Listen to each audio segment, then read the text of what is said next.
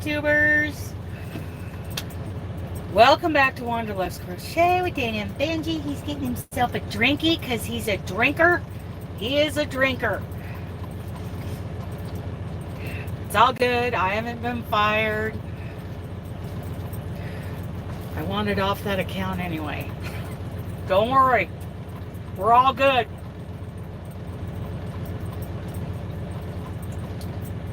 Got a little bone in it. Ribeye. Ribeye for breakfast. Oh my goodness, you guys. What does this do? Okay, like, oh, I've got to put you guys in my ear before we leave. It's not daylight enough to go anywhere. I need more coffee. What do you think, buddy? Yeah, it's about that time. We're getting close. We are getting very close, mister. Yeah. It's all good, you guys. It's all good. It's all good.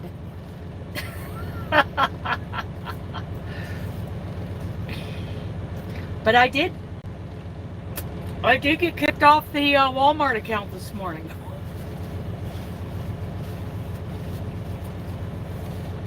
And the thing is, I've really fought not to be put on, because they take you off the national account, the OTR account, for a week. And you run just in and out of this distribution center. Well, I'm at the Cheyenne one. And I know that because of the way I run, I would not be making as much money doing it. You know, and they're not going to like me because I don't drive at night. Well, I ran a load. I ran one yesterday. Picked it up. I had trouble getting started with it.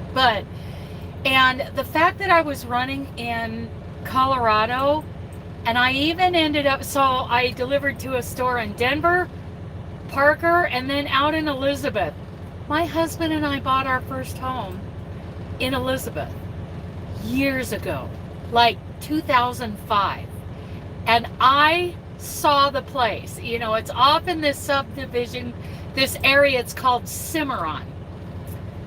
And all the roads, they're all gravel. They're all gravel, and they're all about 5 acre, you know, plots, you know, pretty much little horse ranches. You know, there's no HOA or anything there, or there wasn't then, thankfully, or we wouldn't have bought there. And it's an A-frame, and the first thing I saw was the backyard. I was driving on the 86, and I looked over into the neighborhood, and I could see the jacuzzi house in the backyard, and I'm like, oh, that's our backyard, that's our backyard. And then after I delivered at the Walmart, which is right across the highway from that Cimarron, you know, house neighborhood, I pulled forward out of the dock and parked along the curb there and crawled up, or walked up this bank with, you know, Benji. He had to go to the bathroom. And when I got to the top, I looked over and I saw the house.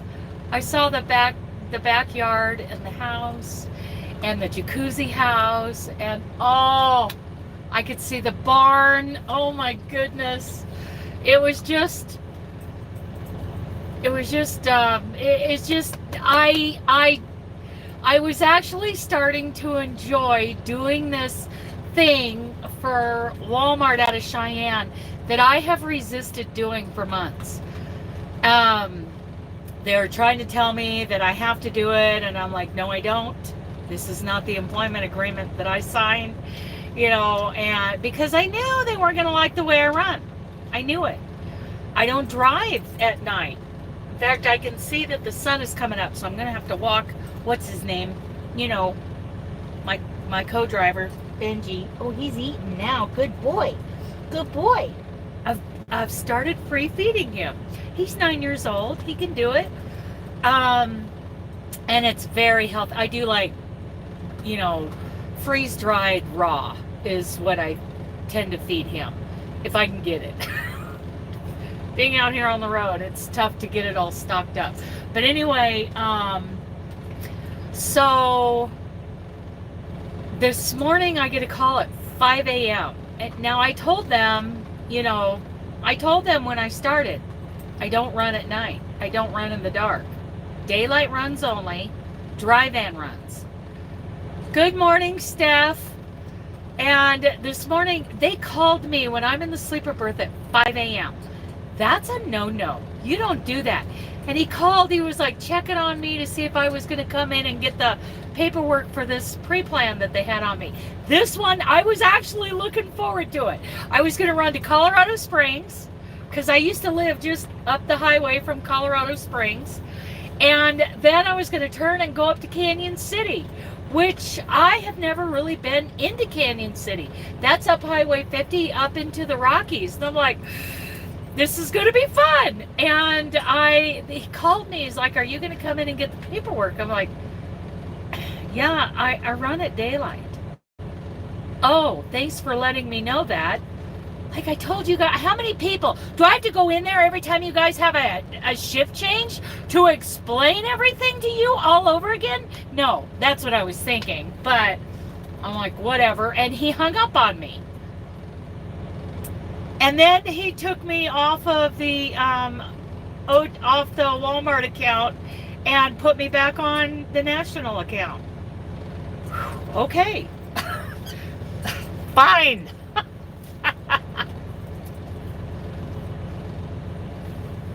I get a message like, I don't know, 20 minutes later that says, we're just going to go ahead and put you back on the national account. And I said, I'm available at 7:30.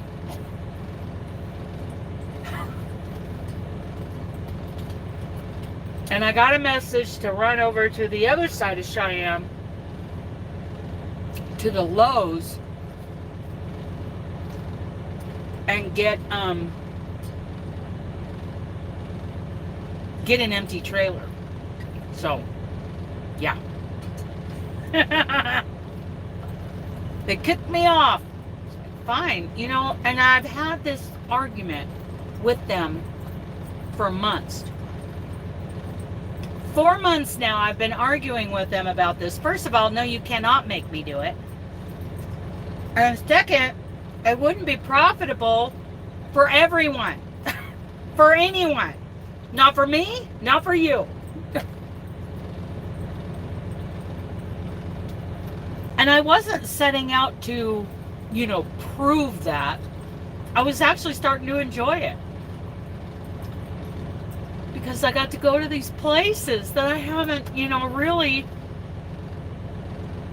been able to go to since I left Colorado and moved to Idaho. And oh, I was telling my mom I'm delivering in Elizabeth, and oh my goodness, we had a little Colorado catch up. She got a call from a old friend in Colorado just the other day. So yeah, do any of you get like that? Like you get back to some place you haven't been in a long time, that you've got some memories? Do you feel that? Do you get an opportunity to explore that and, you know, to enjoy that? I don't know. That's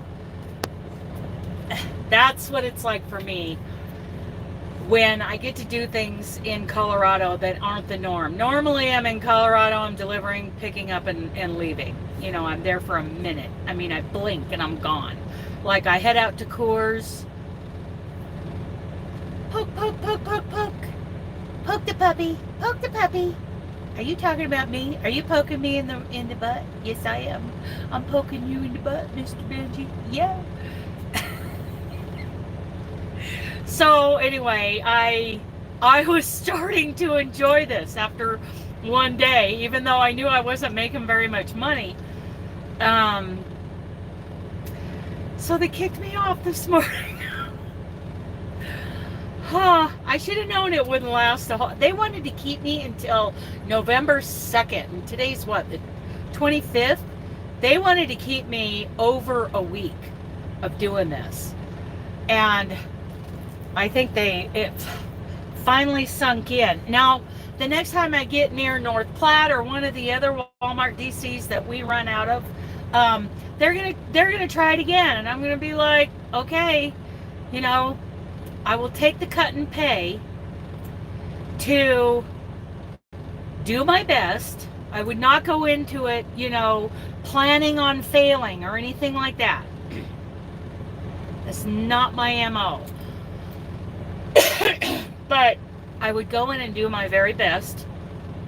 And when it isn't good enough for them, they're going to kick me off. So I delivered 3 loads yesterday to 3 different stores in all along the Front Range, and that made me so happy. So happy. So now that blah blah blah, it's starting to get daylight, so I'm gonna have to walk the dog. But I want you guys to start thinking about something that I'm gonna start really. I mean, it's hard for me to set goals. I can't set a deadline, but it's something I want interaction from all of you about. And that is, my goal ultimately is to find markets where you and I can sell our pieces for what they're actually worth. And I do mean actually worth. And that you get paid a fair wage for what you do. Now, I'm not sure. I know that personally, the pieces that I crochet take me a long time. And I could not pump them out fast. I mean, I would have to sell them. Good morning, Carrie. I would have to sell these, like Carrie. Okay. She does these beautiful pieces in lace or fingering weight. And for her to get, let's say, okay, Carrie, I'm going to say, let's do an example. Let's just do a little math. Let's say that, I need my coffee cup. Good morning, good morning. Let's just say 10 hours. You made a piece and it took you 10 hours and cost you, I don't know, 20 bucks in materials, because you did it all out of one or two skeins of this fingering weight. Does that sound right for materials, Carrie? So let's just kind of round the numbers here. It took you 10 hours to make this, cost you $20 in materials.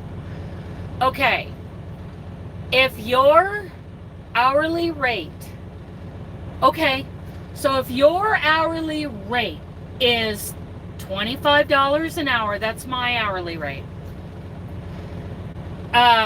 And when you got, I mean, there are crochet artists that are $40, $50, $60 an hour out there, right? And that's what they're worth. Okay, so $25 an hour, 10 hours, $250, $270 with the cost of materials. So now you have, so now you got a $270 item. You probably aren't going to sell that at a craft fair. Now, I'm not knocking craft fairs. The problem that I have with craft fairs is that you have to pump out these little items in order to break even or make a profit. I was just scrolling through YouTube this morning, and the title on one video, I made $2,000 at my craft fair. Well, I do not believe it was a $2,000 profit. First of all, you've got your booth fees. You've got your fuel and time to set up. You've got the time, your time to make all of those things. If you add up, if you figure out what you're making per hour to make all of those things for a craft fair, you know, you are not making what you're worth. Okay, not knocking those who do craft fairs. I can also see, and I was just watching a video, the positives of doing a craft fair. If that is your jam, man, just make it your best jam ever, right? Just do it. And if that is something you truly enjoy doing, then do it. I do feel that craft fairs can really undervalue crochet and the crocheters. But it depends on what you're making. Are you making a ton of, good morning, Terry. Are you making a ton of scrunchies and some really small little stuffies? Little amigurumi? Robin, you know, I very, you know, was kind of emotionally invested in Robin's journey of doing craft fairs. And I just feel like my impression of that, I mean, she still does them. She's not doing them all year long anymore. And I can certainly see why. Now she's doing, you know, just a handful, just a couple a year. That's current. I mean, that's here in, if you're watching the replay, October of 24. I have, you know, kind of watched, you know, is this something I would want to do?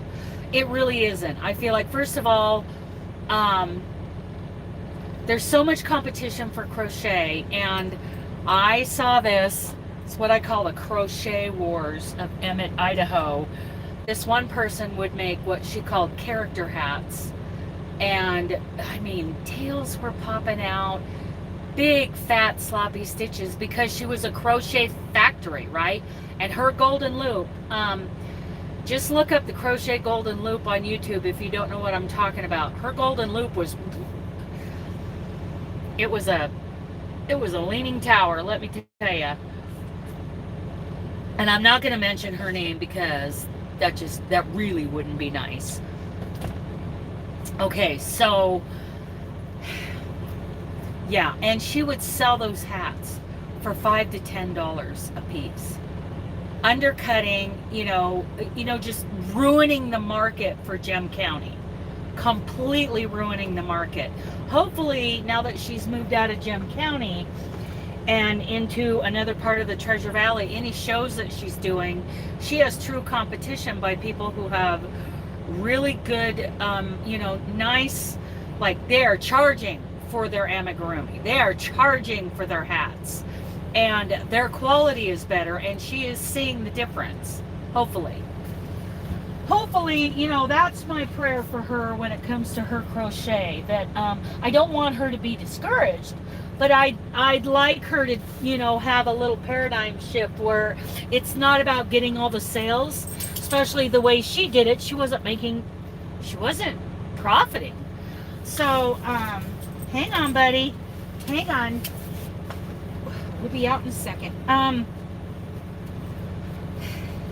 I pray that she has a paradigm shift, because it doesn't just bring down the price of all the other crochet around her for no good reason, other than she, I believe, just got a rush out of, you know, selling more than anybody else.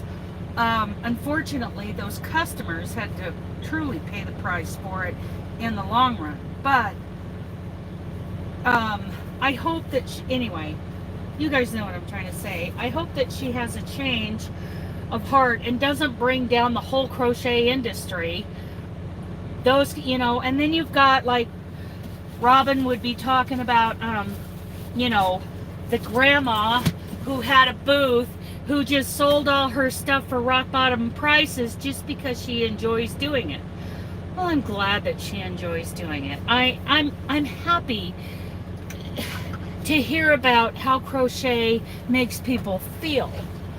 But at the same time, I feel like if we're out there publicly as crocheters, we have a little bit of a responsibility to promote the art. You know, I'm all about promoting fiber arts. We do not want these arts to die, and we don't want them undervalued. Does any of this make sense? I'm going to flip you guys around. Let me see how much. Yeah, I better plug you in. I'm going to flip you guys around, And then when I get back in, I will get you in my ear. So the chat is in my ear. I know you guys haven't really been chatting, but I want to engage with all of you about these things. And you know, if my fruit garden blanket or the Ardith or the Phoenix were sitting somewhere on display, being, you know, with a price tag of $1,400 on it, where is that market? That's what I want to talk to you guys about. I want to brainstorm with you guys about where that market is, because I know that market is out there. And in fact, this morning there was a really cool idea in a comment, and I linked that video down below. But anyway, let me walk the dog and I'll be right back. Come on, mister. Let's go potty. Oh, wait, I gotta get a bag. Come here. I gotta get poopy bags. We gotta have pooping bags. Get for you. Get for you.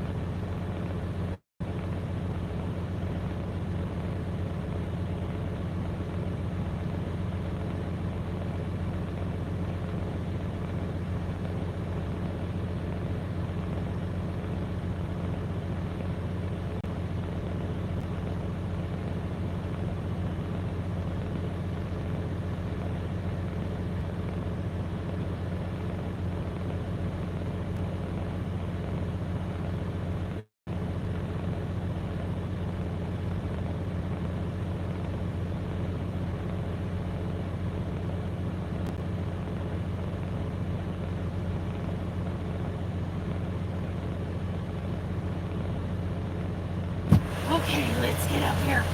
Come here, Kitty Man. Come here. Good boy. Oh, yeah. Okay. How we doing? How we doing? How we doing? Okay. We are going to go on duty. Good morning, everybody that has come in. Yeah. Yeah, so as far as the title goes, yes, they've been trying to take me. So I signed an agreement, an employment agreement that I was on the national account. Good morning, Jody. That means I'm OTR. I run 48 states. And then they try to, every time you're near one of these Walmart DCs, they literally try to force you, and I mean force you, to run for Walmart for a week or more. They wanted me to do it clear to November 2nd, starting on the 24th, which was what, yesterday? Clear to a week from tomorrow. So, and I know because of the way that I run that we all would have lost money. I wasn't going to make as much money. They weren't going to make as much money. And I tried to tell them that. I have argued this point for 4 months. First of all, you cannot force me to do it because that is not my employment agreement. Second, nobody's going to like this. I'm not going to like it. You're not going to like it. Now, the truth is, yesterday was my first day of doing this. And like I was saying before, I really was starting to enjoy being in my old stomping grounds and delivering out there. And I felt like, okay, I can do this. I can do this. It may not be as efficient as most of these other drivers, but I can do it my way, right? I can make sure that I only run at daylight and I'm not going to be late. And anyway, this morning I got a message that says, we're just going to go ahead and put you back on the national account. I'm like, wow, I was really looking forward to driving to Colorado Springs and then Canyon City today and then back to Cheyenne. I probably wouldn't have made it back until tomorrow morning, but I was really starting to enjoy this. And I'm like, okay, Danny, you didn't want to do this in the first place. Don't take it as a rejection. It's best for everyone. It's best for me. I can actually make more money. I may not be running and getting all the emotional gooeys, for running in Colorado, but that's all right. I'm back to making money. So I need to put myself on duty. They didn't like me. That's all right. Most people don't. Okay, inspection. Then we'll go next. Okay, shipments. I got no shipments. Trailer. I got no trailer. Good. Logs. I got yesterday's certified. Yes, I did. It is for the best. I mean, yes, I was emotionally really getting, full. I was emotionally enjoying it, but I also knew that I was losing money. So, not losing money, making less money. So, yes, Jody, exactly. But I sure loved, oh my goodness, being out in Elizabeth, Colorado yesterday. Like I said before, my husband and I bought our first home out there. And I saw the house while I was out there. And it just, that just gave me all the emotions. What a time that was, you guys. I was learning how to make cold processed soap. I was doing this, it wasn't home interior, but it was one of those little network marketing, kind of like an Avon type company that was home decor. I was really enjoying doing that with a friend of mine. I was learning how to can. I was building these raised beds for gardening out in the, because our yard was so big. It's like, okay, I need this yard chopped up. I wanted it chopped up. So I made these raised beds for, growing vegetables. And, I remember, and then we couldn't afford a lawnmower for the first several months. So some friends, I let some friends board their horses at my place. I had 2 horses boarded, plus I had my own, Spunky, and I would let them graze the backyard. And I had, you know, the summers are pretty warm in Colorado, so underneath this, so we had this, first of all, we had our banquette in the kitchen, and it was kind of, you know, this alcove kind of rounded area that we sat in the kitchen, and I'd sit there at 5 a.m. in the morning and do my Bible study, and oh man. But anyway, outside of this alcove was a built-up bed about 3 feet that was round, and there was an aspen tree growing right in the middle of it. So I'm sitting there, you can see the backyard, the aspen tree, and I decided to try to grow some lettuce. So I planted it under that tree. Well, then I looked out, and my friend's gelding was eating my lettuce. Okay, fine. And then other mornings, like in the wintertime after they weren't boarding there anymore, I'd be sitting there at 5 a.m. doing a Bible study, and I'd look to my left, and right in my face is Spunky's head. Feed me, feed me, feed me. He was ready for his breakfast. Oh my goodness, I had so much fun there.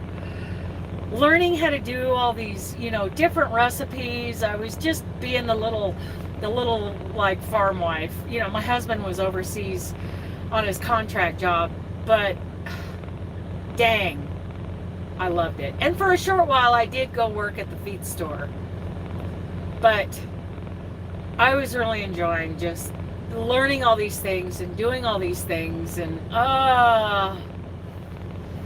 yeah. So anyway, love that, all those memories came back from being out in Elizabeth yesterday. Look at my arm. Look at that sucker. Woo! That's fun. That's fun. Okay, 01, 11. I got 6 minutes. I already did my pre-trip. I do need to swing by the garbage can and empty this baby out. We'll do that. And then we'll head over to the other side of town to pick up an empty. And I'm sure that right after I pick up that empty, they'll have a load for me. Going somewhere.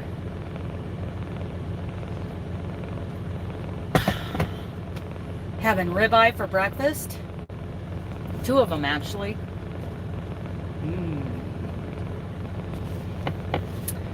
I got that going on. What else is going on? Okay, so I was talking about selling stuff. So one of the comments in this video that I watched earlier, I've never heard of this gal. I don't plan on subscribing. It's not quite my style, but I appreciated what she had to say about her experience selling at a craft fair. And it was kind of all the things that I suspected that would have bothered me. I'm not sure I could take the criticism, you know, from people who know nothing about crochet. I couldn't take, you know, pumping these little items out over and over again, even if they're bigger amigurumi. I couldn't take just continually doing the same things. What about you guys? Yeah, it was. Something just made a weird noise. What was that? Hang on, you guys. What was that? Creative Grandma, Vicky, who knows? Ours, new follower. That's nice. Autumn. I have no idea where that noise just came from. Did you guys hear that? I don't know what that was from. I've heard it before, and I'm like, what is that? Smart delivery, all trips. What is this? No, that's not a thing. I don't know what that noise was. Did it come from my phone? It sounded like it came from something else. My tablet? No, that's in the back. No clue, you guys. Okay. Sounded like it did sound like a casino app. And I don't do that. I don't do casino apps. That was weird. But I think it came from my phone. Maybe I got some malware on my phone. Some Trojan thing. Whatever. I don't know. My hair's needing a little touch up here. Not looking very good. Okay. There we go. I don't know what that was all about. That was weird. Okay, I'm going to flip you guys around. I'm going to get that garbage ready to throw away. And we're going to swing around to the garbage can. And then we're going to roll for the other side of town to pick up a trailer. What was that noise? Fetch? I do have fetch. Was that fetch? That's interesting. It wasn't in my drop down list of notifications.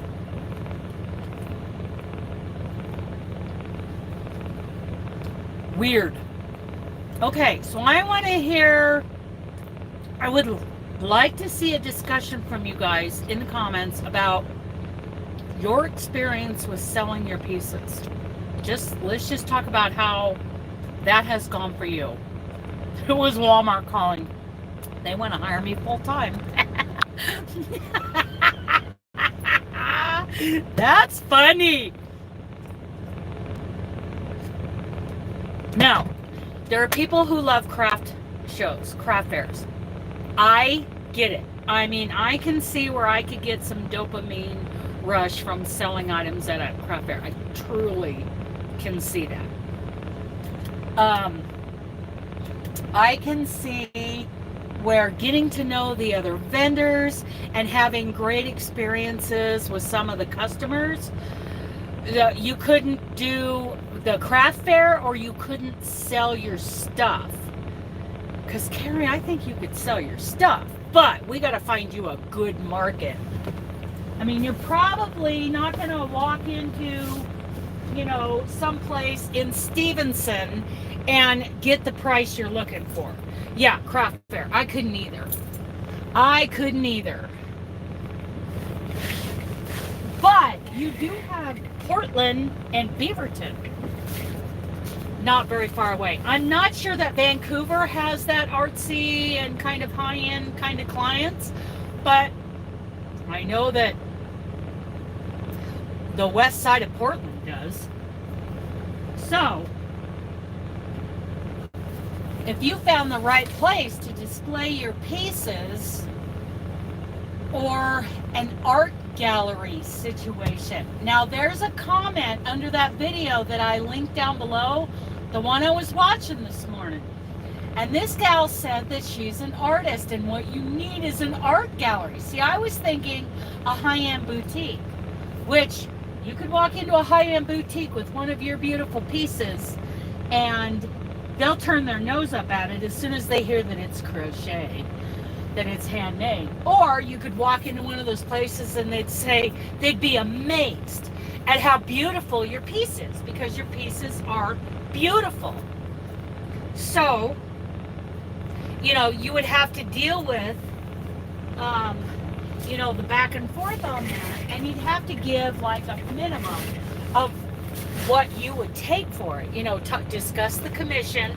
Now, if I say that I've got a $1,400 blanket, I want it to go for $1,400. I will take the price off, the difference in commission, because the store needs to earn their thing too. But this gal was saying that as an artist, there are art galleries that would love to display some pieces like this. The gal doing the video was into these dinosaur amigurumi, and they were fabulous works of art. Seriously. Just like Carrie's, fingering weight pieces, they're fabulous works of art. Some of our blankets fall into that same category, and they should be yielding higher prices.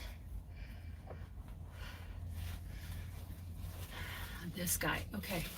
I think he's getting ready to take off in that day cab that he's parked right next to. So there should be, and I thought, yeah, you know, an art gallery. And then I got to thinking, what if in a certain area, let's just say in a certain area like Portland, Seattle, somewhere on the East Coast, Houston would be an amazing market. And we actually did, like, what do they do with paintings? You know, like they have like an art show at their gallery of, you know, a handful of artists. And the thing is, the people that go there are going there to purchase high-end items. What if, you know, we did an art show somewhere, someplace that was, you know, that featured high-end crochet? What do you guys think about that idea? I mean, it's not something I probably could organize from the truck. Maybe someone else would like to organize something like this, but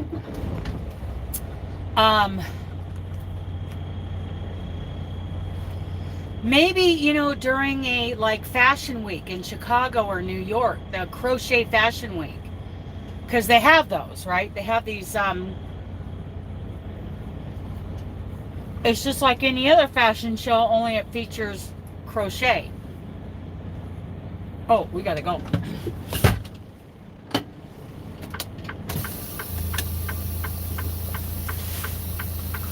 We gotta roll.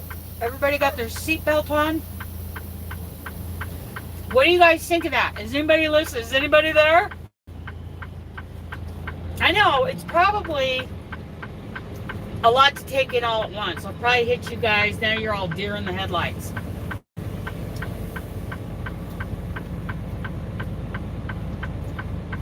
A willow square skirt?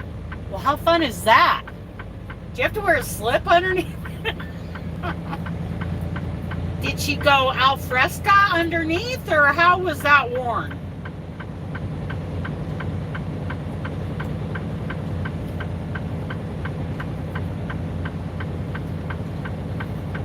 I imagine it was, oh, I bet it was beautiful. Okay, so that is exactly what I'm talking about. That kind of thing. Or one of these mandala or mosaic blankets or fabulous motif blankets. Okay, I gotta hit the dumpster. Throw away this bag of garbage. Here we go now, here we go now. So what do you guys think of that? Like an art gallery? Or even a crochet art show? It has to have a high-end clientele area. Like that market. I'm not gonna, you know, I'm not gonna do that in Emmett, Idaho. I'm not gonna do that anywhere in Gem County. That would be a huge waste of time. Yes, we don't all live in, you know, the best markets. But Carrie and I are very close to Portland, and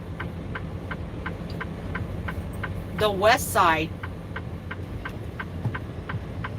of Multnomah County, and over there, you know, in Beaverton, that's our market, right, Carrie? We're not talking Southeast Portland, Hawthorne District, which, you know what?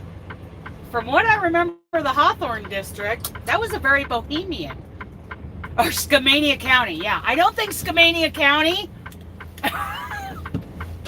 or Wasco County is our market. But let me get back to the Hawthorne District in just a minute. Let me throw this away.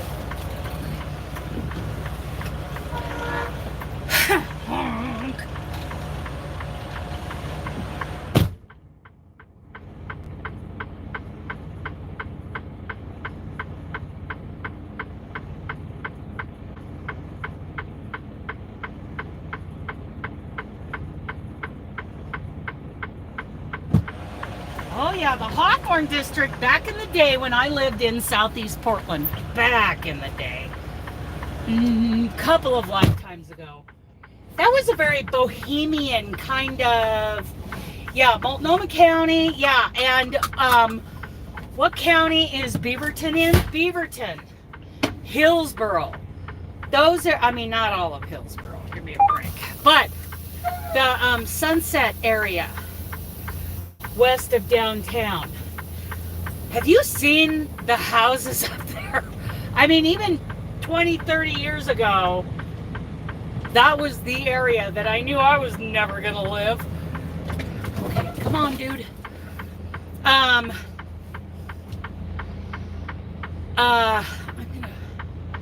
Should I not go this way? Oh, I'm gonna go this way. And then you have Seattle, the Seattle market, which is probably even higher end. Washington County, yeah, that's what that is, Washington County. Very high end. Houston would be huge. I think Spokane has a... Thank you, Niles. Spokane has a huge art community. Anyway, back to the Hawthorne area. That was a very bohemian, like, you would go to, like, it's the kind of place where you go to, you know, one of the little bars, they'd have a local band playing, and it was a little bit grungy, a little bit bluesy, you know, that kind of area. And I'm thinking some bohemian pieces would really, I'm not sure if the market is there for that, but because, you know, I don't know all the things about the demographics there, but that was, that's kind of how it was 20 some years ago. Come on, people. Holy cow, let a girl out. Okay, we're out of here. Gotta go get a trailer, peeps. Houston, oh, can you imagine? Houston is like the 4th largest city in the country. I think I heard that the other day on a documentary that Houston's like the 4th largest city, I think, in the US, not in the world, but Houston covers like hundreds of thousands of square miles. I mean, Houston is huge, and it's very art friendly. But what do you call that? You know, it's an artsy area, and you know, Dallas is a big art area. Plus, we have the Dallas, you know, Fiber Festival. Is that what it's called? Dallas? Yeah, Dallas Fiber Festival. Let's go this way. Okay, I got to check out. I got to make sure I get the thumbs up. Everybody's good. Nobody cares that I'm leaving. I don't know if they got to write down my truck number or not. Goodbye, Walmart. It was nice knowing ya.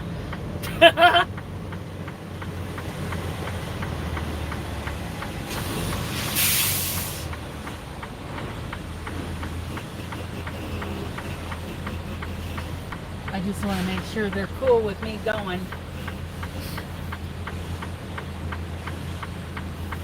Nice knowing you, Walmart. It was fun while it lasted, really. Thank you. Oh, let me get my earbuds in and get chat in my ear. I need to hear from you guys. I need to hear. You know, I've heard all the nays. I've heard all the naysayings. I've heard all, you know, the reasons why not.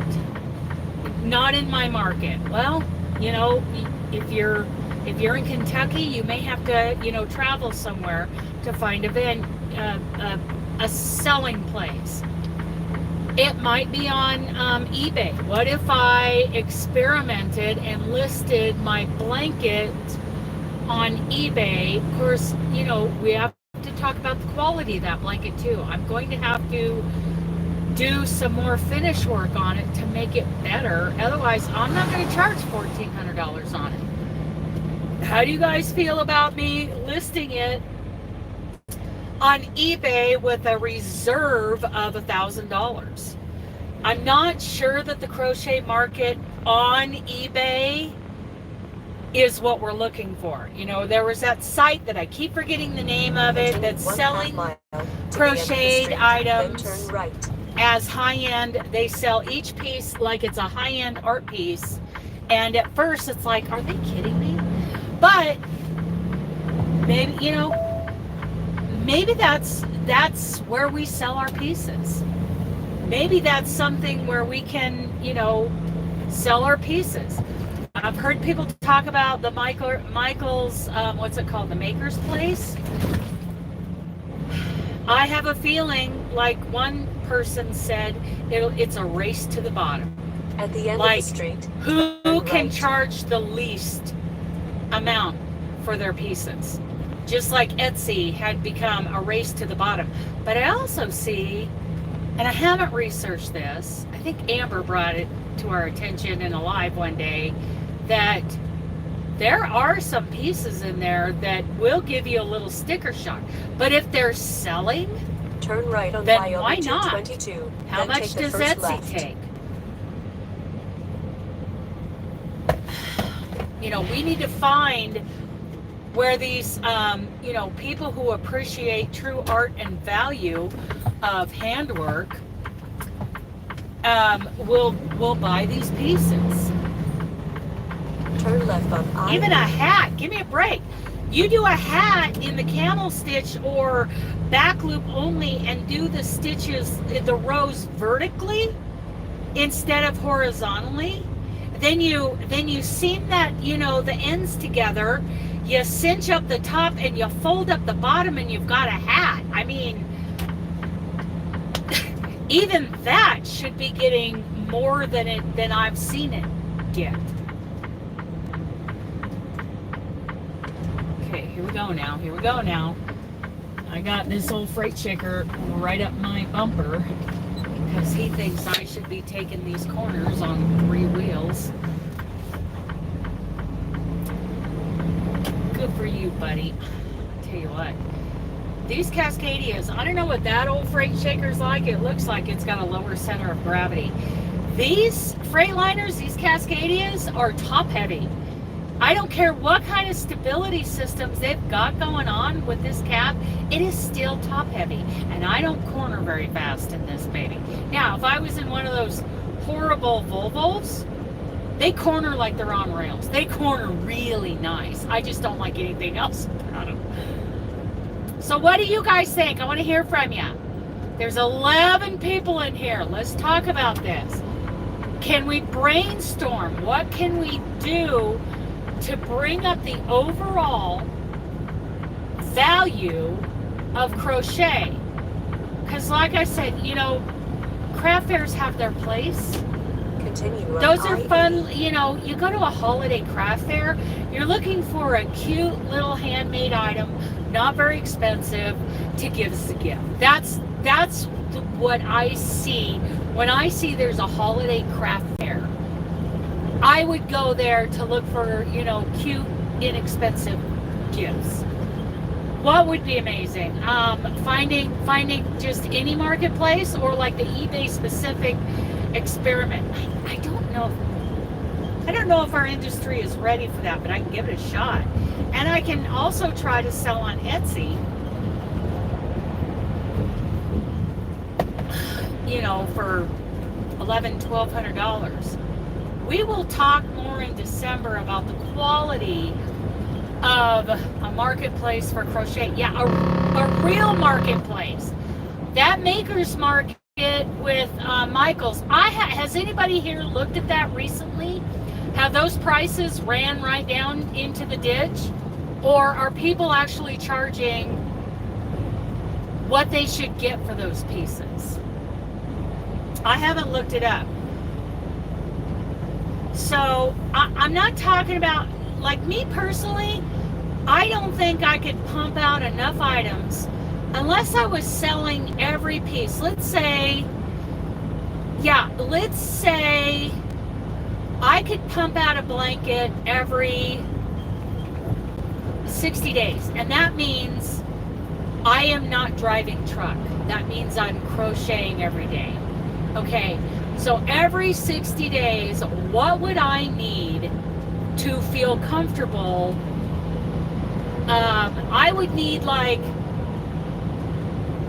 $4,000 a month. So that's $8,000 a piece that I can see. I don't know that I could crochet a piece that, according to this paradigm, to this thinking, even with a higher, let's say I charge $60 an hour, I don't believe I could sell pieces every other month for $8,000 and get pocket $8,000.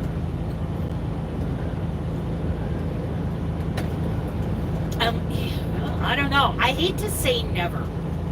I do believe there's a market out there for certain kinds of pieces that would sell like that. But if I put,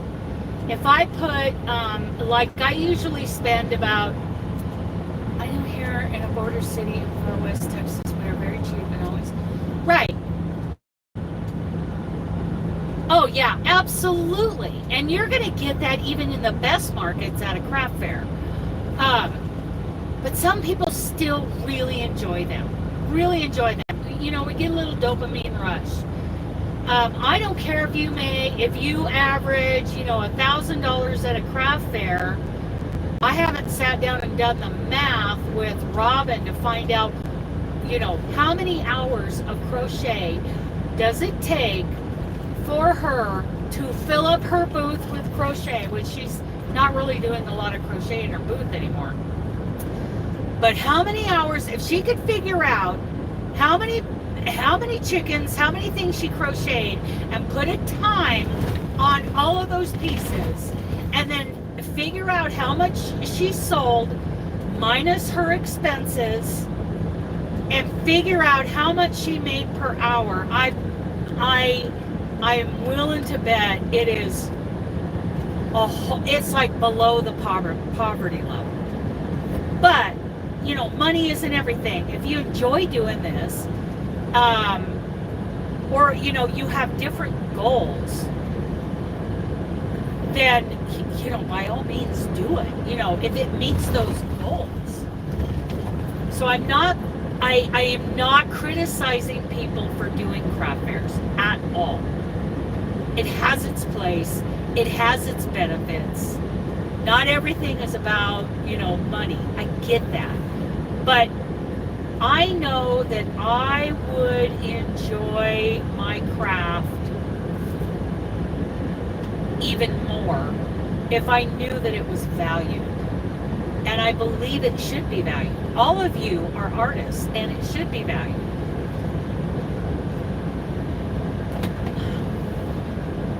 But I could try, I don't know, it's probably already been tried on eBay. I could try, you know, Etsy seems to have some higher priced, you know, finished items. I would put it on, I would find out what it would cost me to run an experiment on eBay, because I know eBay fees are completely different from back in the day when I was really getting off on selling stuff on eBay.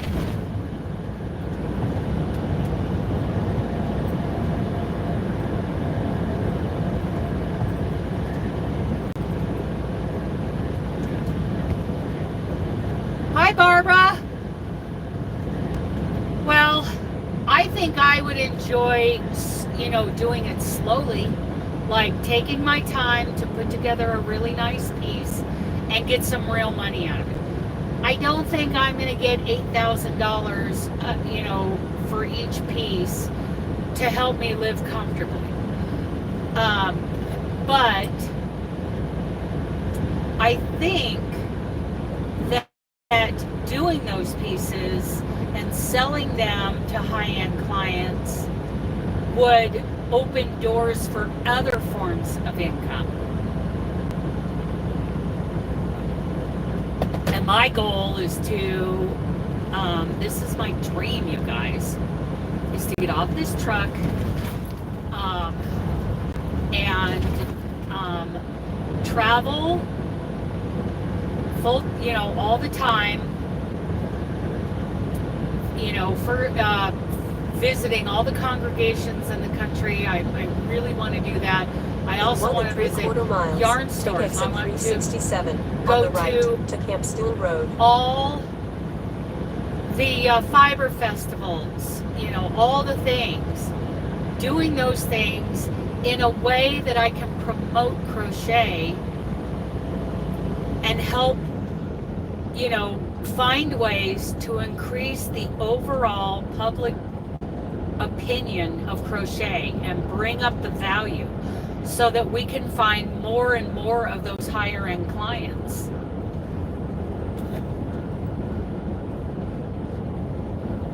And those people are out there.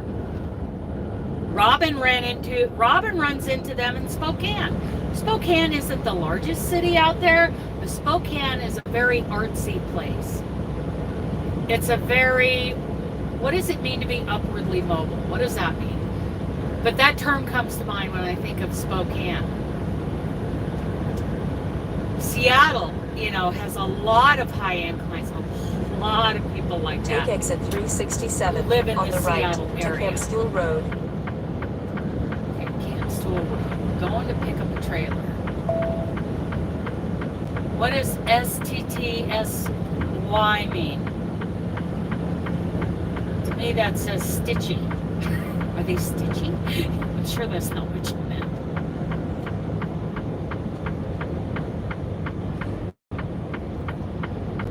In 1/2 mile. Artsy, turn left on artsy, Campstool yes, Road. artsy. Very artsy. Parts of Portland. Portland, I think, leans more towards, you know, business-minded, but I also think there's a very large artsy high-end community in Portland and Beaverton. Turn left at the stop sign. Houston, Dallas, New York, you know, we have Chicago.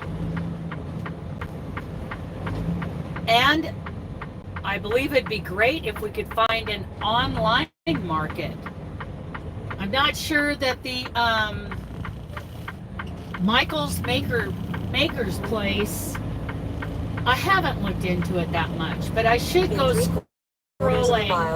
You know, you guys, check out the Michael's Maker's Place and see if you think, look at those pieces and, you know, figure out the math. If they were doing $20, $30, $40, $50 an hour, whatever you think a fair hourly rate is for the piece you're looking at, is it really high quality? Is it not so high quality?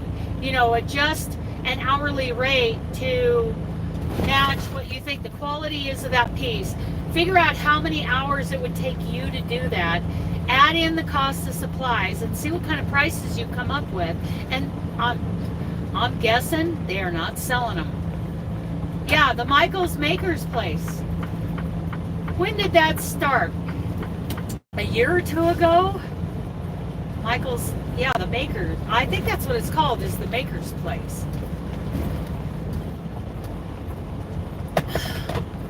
And see, it's terrible that you've never heard of it because they're supposed to be, you know, promoting their online marketplace so that our listings get shown to a whole lot of people. Arriving at 2723 Christensen Road on the right.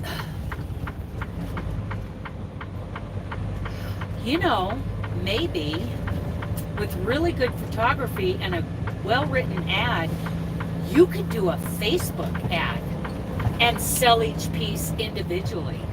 Oh my goodness.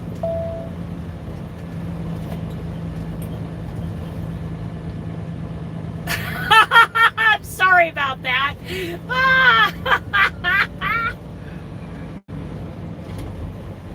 I never thought about what my GPS and, you know, the front-facing camera would do to somebody who's actually driving, especially in traffic. Okay, I'm gonna get over here. I need to get in line, and then I'll probably have to go inside to get assigned a trailer. They don't just let you come in and grab one. You gotta they will assign you one. They keep close tabs on their trailer inventory, their trailer pool. Going to, oops, that works. Off duty. Yeah, the Maker's Place. There was that website that was selling crochet for very extreme high prices, and I always forget the name of it, but with a little bit of research while Robin was looking at it, she found out that it was owned by Prada. And I mentioned that to Selena Baca one day on the phone a couple years ago, and she says, yes, that might be an option. You know, she didn't actually say what I remember her as being favorable of checking that out. Like, it's very possible that this could be an avenue for us to sell good pieces.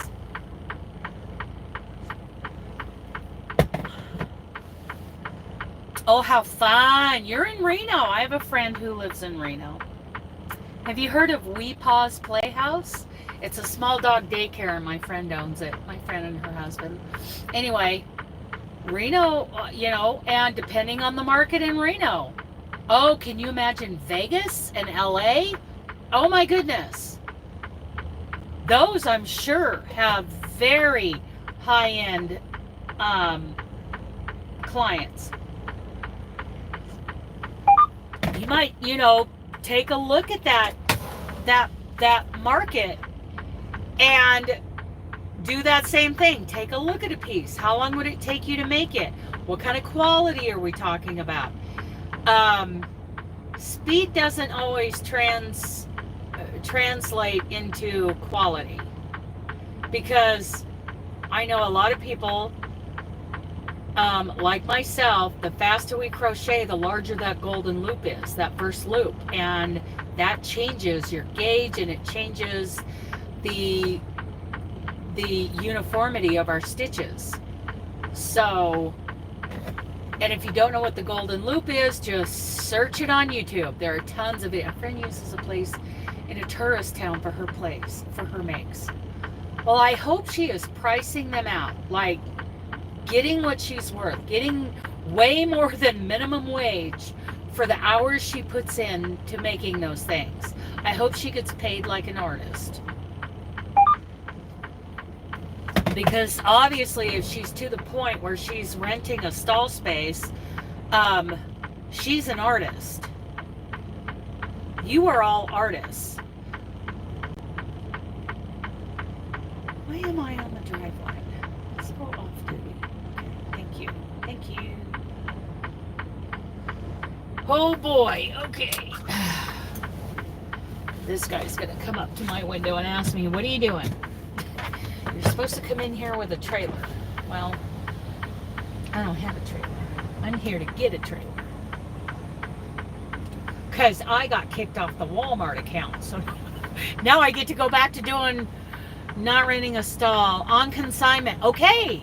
Excellent.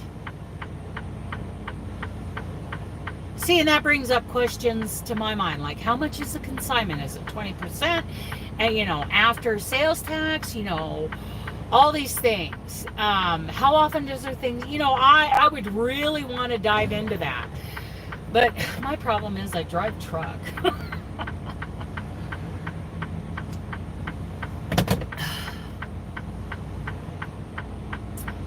Yep, I'm not good enough for Walmart, you guys. Which is fine. Which is fine. They didn't, it's not like I got fired. They're just like, well, we're going to switch you back over to OTR. Well, I tried to tell you people, and you didn't listen. And no, I did not try to fail on purpose. I ran those loads yesterday to the best of my ability, and I even started to enjoy it. So, no.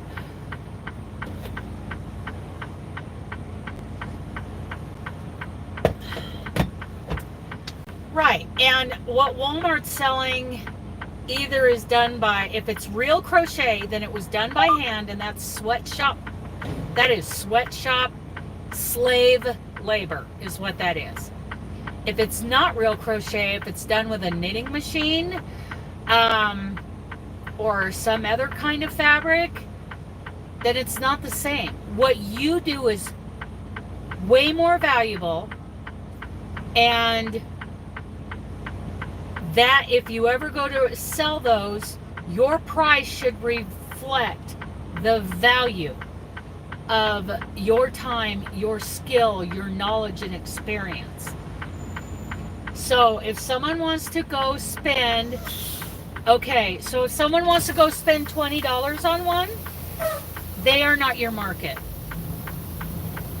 You would rather cater to people, I would rather you catered to people who are willing to spend money on true value. So, yes, there are a whole lot of people who are going to go spend 20 bucks. Good morning. $20 for a shark blanket. Crazy.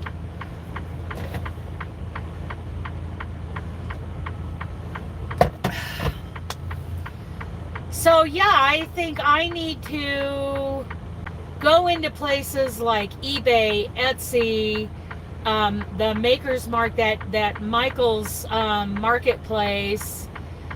I need to find that website that's owned by Prada again. I know I'm constantly asking Robin to send me a link for that. She's probably tired of it. Because I don't keep it, you know, maybe I got it bookmarked. Maybe I should check my bookmarks. That would be a good idea. On my browser. Because they were selling just little, yeah, I get irritated when I see those items in, I have seen crocheted tops in Walmart being sold for 20 bucks. But the people who are going to go to Walmart for crocheted items, they are not our market. And there is a market out there that appreciates value. My goal is to help us have a better access to that market.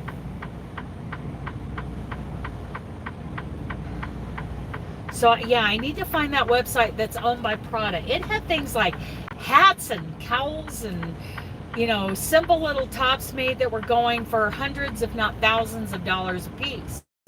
And if you know, figure out your hourly rate and how long it would take you plus materials to make that item, that should be our price. And it is my goal to change our paradigms, to change the way we're thinking about pricing our work. You know, yeah, the quality, I think the quality should be reflected by the hourly rate. Like, maybe I should raise my rate from $25 an hour to something higher. You know, that is a video and a discussion we will have in December when I do more finishing work to the fruit garden afghan to make it worth more. We'll talk about what the judges' scorecard said. You know, we will have that big discussion about the quality of my work. The stitches I got high scores for. The yarn I chose, high scores for. What I got marked down on was the finish work. So if we expect to get high-end prices for something,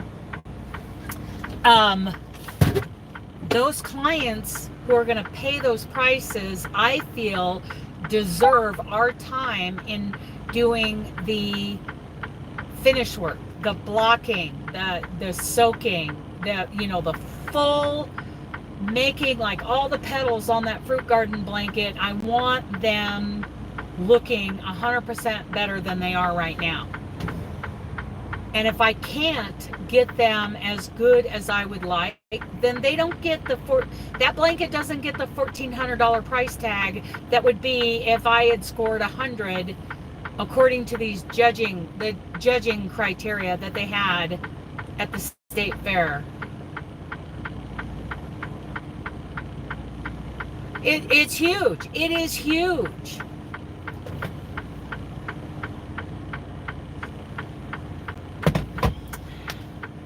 And when you make something fabulous, you should get paid as an artist, not minimum wage or less than minimum wage for the work you've done. My goal with my limited spare time driving truck is to engage all of us in a conversation about the opportunities out there to sell to those kinds of clients, the people who deserve what we're selling, the people who are in the market for what we're selling. Nothing against a Walmart shopper. If that's what you want, if that's what you feel good about buying, then go do it. There's a whole different market to market to. And finding those avenues and making it easier for crocheters to list their items, or consign their items, or present, get those items in front of the right people. That's my goal. Okay, you guys, I'm gonna have to go in. This guy's moving forward. I'm going to the head of the line. Whoops, don't roll back. Put it in gear, Dana. Brenda, grab some pavement. Okay, I'll be back.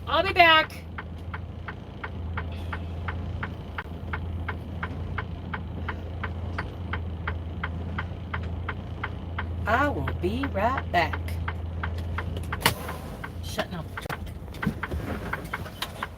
Oh, gotta go get a trailer.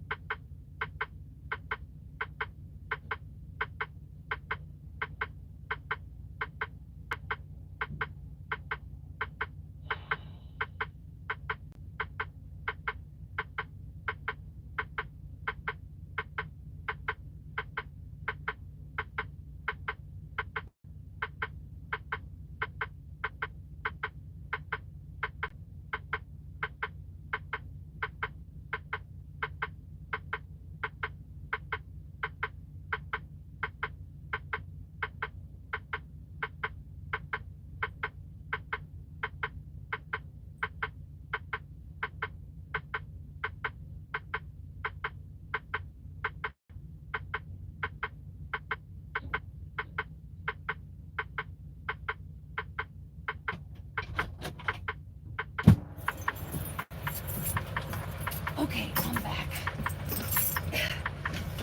They found me a trailer. Hang on, buddy.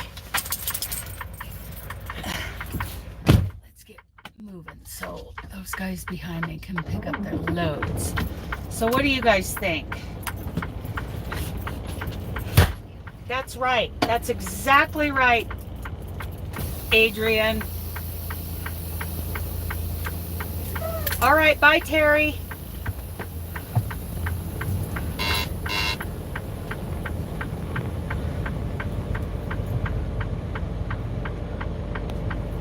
Yes, exactly. Exactly.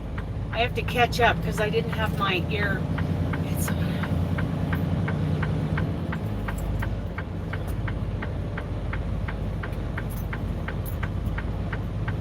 right. Exactly. That's exactly right.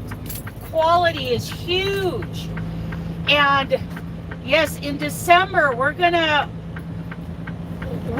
to discuss the quality of my fruit garden blanket. Now, the biggest value factor for that blanket is the pattern itself, the design. Thank you, Jane Crowfoot. You know, and I learned so much, even more than when I did the Hooked on Sunshine blankets. I learned even more doing the fruit garden, and you know, I consider myself a real solid intermediate crocheter. There's 4 levels in crochet, and the 4th level, not so much. Maybe this Afghan kind of crosses into level 4. I'm not sure. I would rather have someone like Edie Ekman make that decision, you know, make that determination. But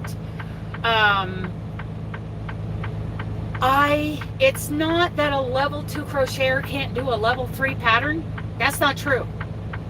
A level 3 pattern stretches you and challenges you and teaches you. So the design is huge, and the yarn I chose was fabulous. Stylecraft Naturals bamboo and cotton for the whole blanket, and it is gorgeous. My stitch work got 20 out of 25 points. I think that's what it was. We'll find out in December when I actually have, okay, 2, 3, 4, 5, 7, 1. There's my girl. There she is. She's sticking her nose out there going, me, pick me, me. 5, 7, 1, that's my girl. Yeah, yes, exactly. My stitch work, you know, not 100% score, but very close. But my finish work, I mean, we're talking 5 out of 25 points. Oh yeah. Lots of room for improvement there. I thought I basically, you know, I wasn't as experienced with finishing. No, we'll continue this after I get this trailer hooked up. Hang on. Gotta go do my job. Hang on, you guys. Whew, I'm sweating in this Carhartt.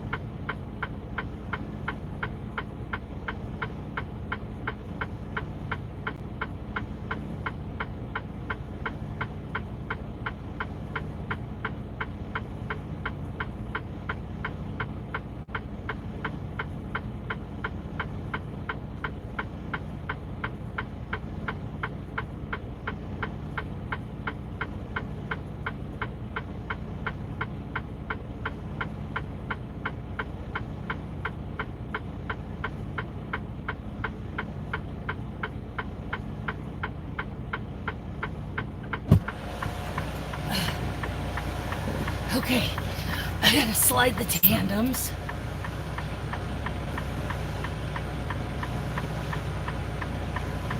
There you go. Yes.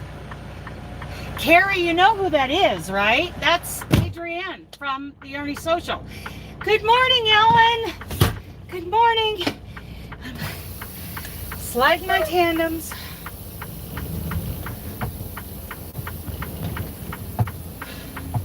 So if any of you coming in want me to re-explain, you know, say what happened with Walmart, I will be happy to do that. It's okay. It's all okay. It's a good thing. Makes me giggle though, because I tried to tell them. Okay, be right back. I'm gonna lock in the tandems.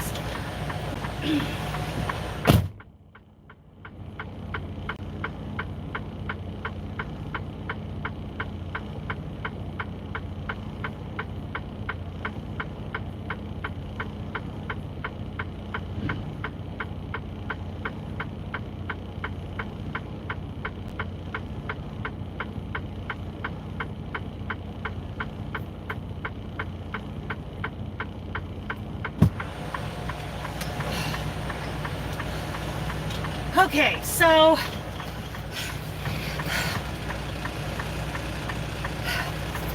it's nice here in Cheyenne, let me tell you.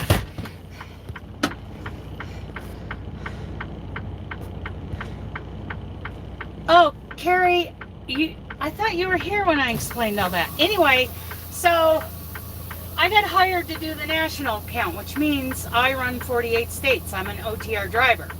I signed an employment agreement that said I was on the national account. Then you get here and find out that every time you're near one of these Walmart distribution centers that we are signed on with, that we have drivers, you know, working at, they try to force OTR drivers to go work for Walmart, to get off the national account, to go be on the Walmart account for a week or over a week. And I have fought and argued and screamed and cried, and I told them, the way I drive that is safe for me would not be profitable for anyone. Not me, not Walmart, and not Crete. This is how I drive, and I would be losing money, and everyone else would be losing money. Oh no, they have fought, and the truth is they forced me to agree to go work for Walmart for a week. Well, yesterday was my first time running loads. So what you do is you know, I normally, if I'm going to run a Walmart load, it's going to go from one distribution center in one state to another distribution center somewhere else. Like I'll run from Cheyenne, Wyoming to Grandview, Washington. Okay. Those are the runs that I do. But yesterday I had a load that delivered in Denver, Parker, and Elizabeth, Colorado. And I'll be honest, I had a blast. I enjoyed it so much because these are my old stomping grounds. I used to live here. And Elizabeth is where my husband and I bought our first house. And I saw the house while I was there. Oh my goodness. So emotionally, I enjoyed it. And I was ready. I was really looking forward to taking this load today to Colorado Springs and then on to Canyon City. I know that they knew that I wouldn't have made it back to Cheyenne by the end of the day. And this morning I got a message that says, we're just going to put you back on the national account. Wait a minute, I was having fun. Nobody was making any money, but I was having fun. So yeah, they kicked me off the Walmart account. That's all right. Now I have an empty trailer and I can get back on the national and do what I feel comfortable doing, what I know how. I'm sure I made mistakes yesterday because, man, it is very strict on there's like, they give me a stack of about 20 papers, all with information on, you know, how to run these Walmarts, and it was terrible. I couldn't keep track of it all. I had no idea what was expected of me. Okay, hang on, you guys. They have to, I gotta go open the trailer for the guard. Be right back. Hi. Good. I'm just grabbing an empty. You want me to show it to you? Yeah. Okay. Okay.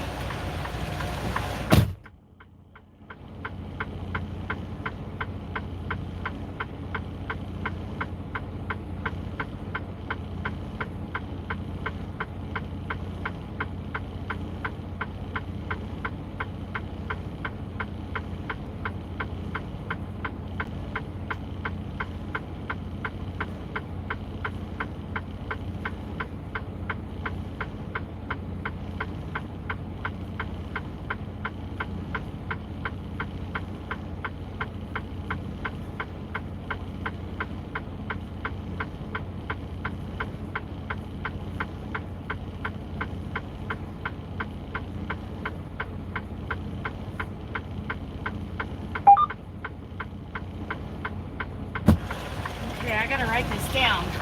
234571 is my trailer number. 234571. 234571. So I can send it in. 234571. Where's my notepad? Right here. Okay. The pen.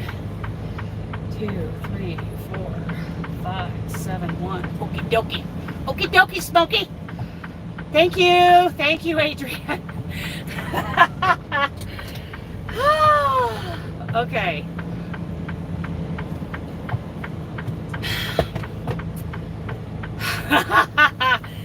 Got it. Okay.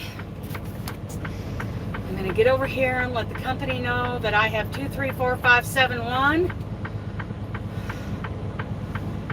Go right here. It's not a parking spot, but it's good enough. Where was I? What were we talking about? Oh, Walmart. Bye, Walmart. So, I did not intentionally fail. I did that job to the best of my ability. I know it wasn't perfect and there were mistakes made, like minor little things with the dealing with this new technology, and it wasn't the driving or delivering. I was on time and did well. I love Boise. Yeah, okay. So, if they ask me to do loads for another Walmart distribution center, I will give them the same information. I do not run at night. And I'm too clumsy and too old and sore to deal with bulkheads in the refrigerated loads. I have experience running reefer. I can run a reefer. I know how to take care of that reefer. However, those bulkheads that go in between the orders, I'm a mess. I am a 5'1", 100+ pound, 100 and something pound, you know, mess when it comes to dealing with those bulkheads. So, they unless they have full freezer loads that deliver and, you know, pick up and deliver during the day, otherwise they're not going to want me on that account. So, I'm not your girl.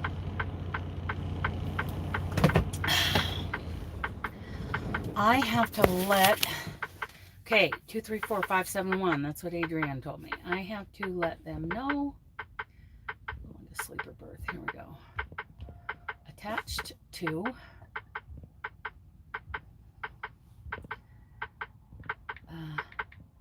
attached to 234571.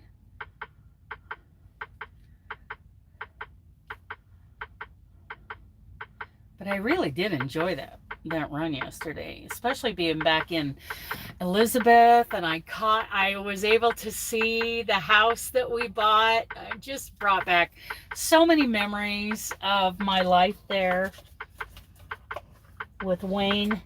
Oh, that was a lifetime ago. So here we are.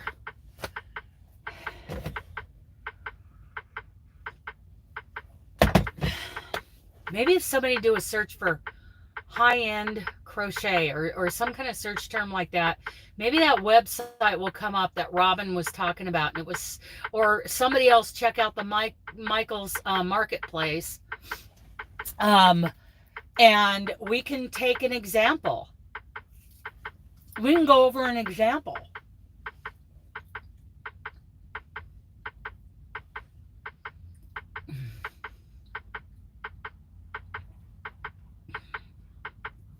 I should walk the dog again.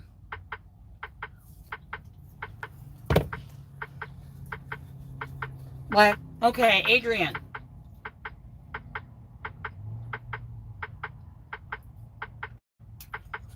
Let's just, for argument's sake, this might seem a little low.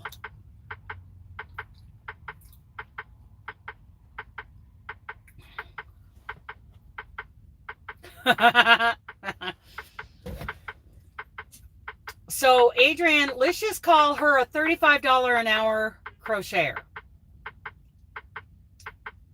Adrian, how many hours did it take you to crochet your last amigurumi? Something, you know, I know you do some fabulous pieces, something people really oohed and awed over.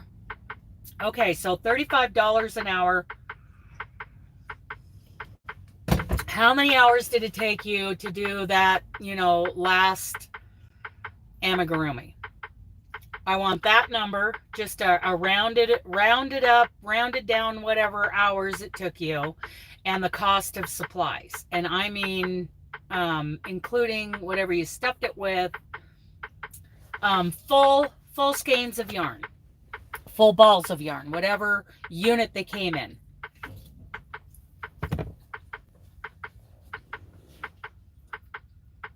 And then tell us about the piece, and then give us the price using that formula. $35 an hour plus materials.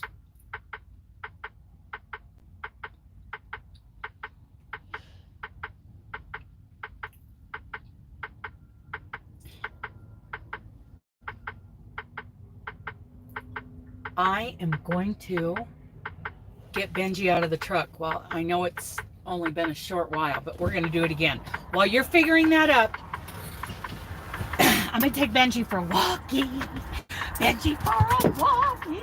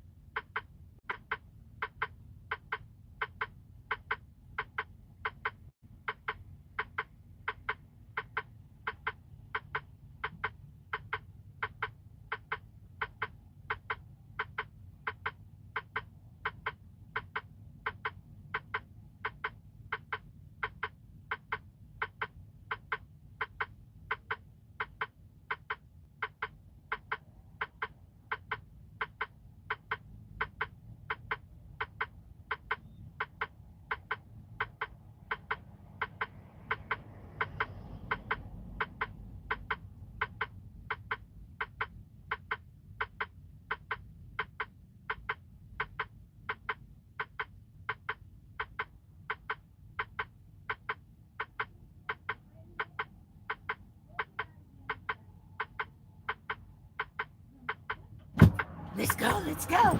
Let's go, let's go. Oh, okay. I don't have a message yet, so we'll just head on. Good morning, Robin. Were your ears burning? For $35 an hour, this would have been very undervalued, okay? So maybe it should be $40, $45, $50 an hour. Let me see. I don't have you in my ear right now.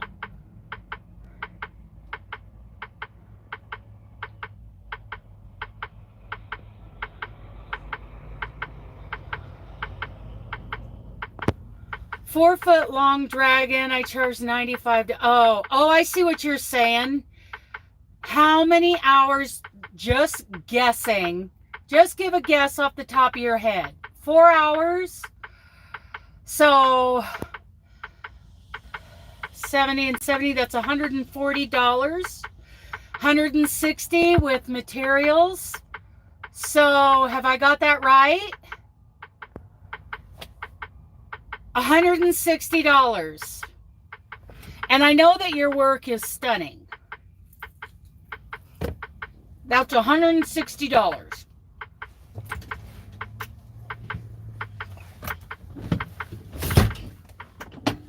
We're going to go ahead and head down the road to the terminal and wait for a pre-plan to come in.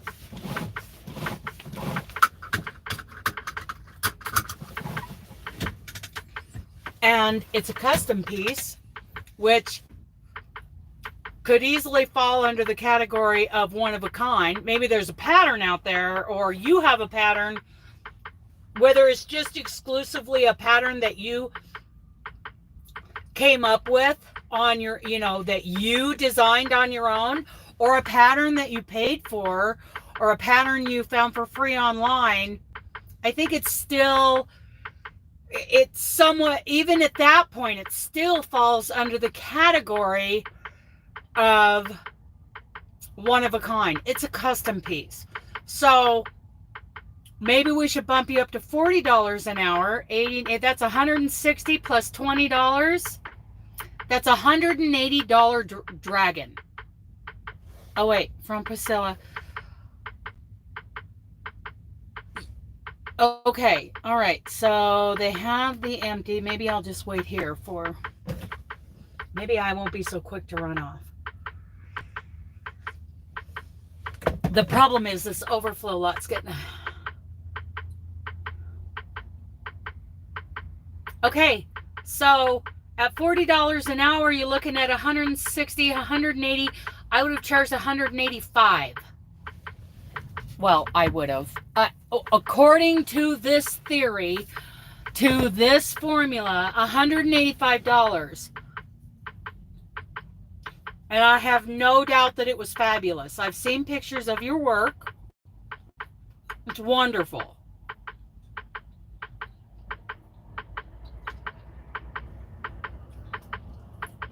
I think if it was on commission, I'd put a $200 price tag. Yeah. I think a $200 price tag, easy for that. And that's at $40 an hour. See, and that's where our hourly rate should reflect the quality of our work, the quality of the design. Yeah, the quality of the design, the size of the piece, absolutely.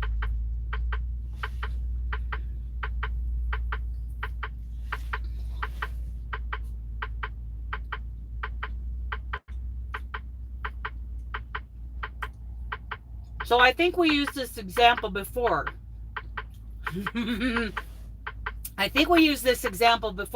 But Carrie, if you're still listening, let me know if you are. Let's use your wedding shawl as an example.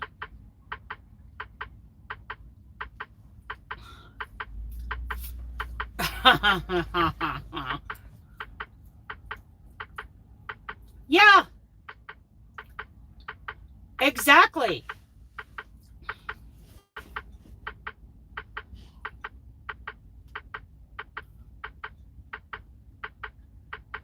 I'm going to shut that off.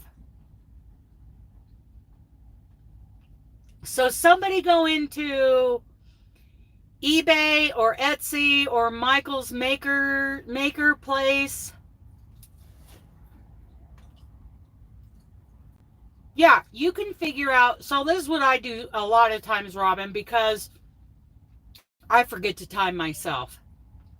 I take a square or I take a row. I take one unit or one repeat of rows like we did with the gumball Afghan. And I figure up, you know, I'll round down or round up as I feel appropriate as to how long that took me. And, you know, I'll see how long it takes me to take a row, whatever. I'll figure up something in my head. And I'll come up with how long it took me to make that piece. Go Imagine. Yes, check Go Imagine for a blanket of some kind. And look at that blanket, describe it to us, and then tell us how many hours you think it would take you.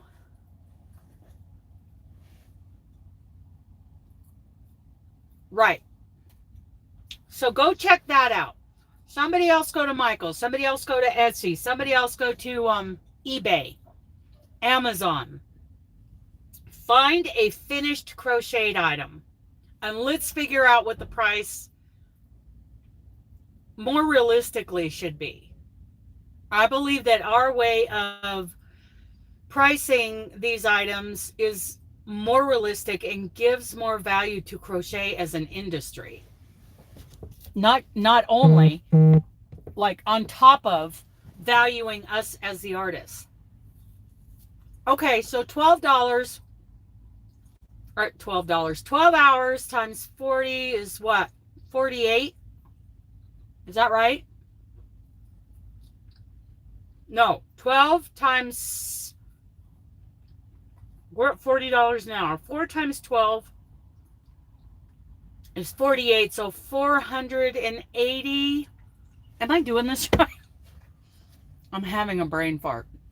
Somebody figure that out. $40 an hour, 12 hours. 40 times 12 should be $480. And then how much did you spend on materials?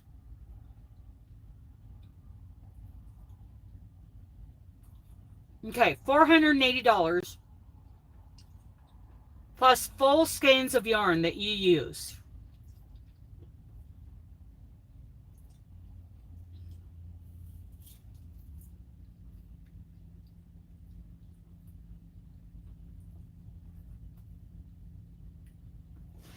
Who was that? Who was that? I just saw a notification. Let me see that.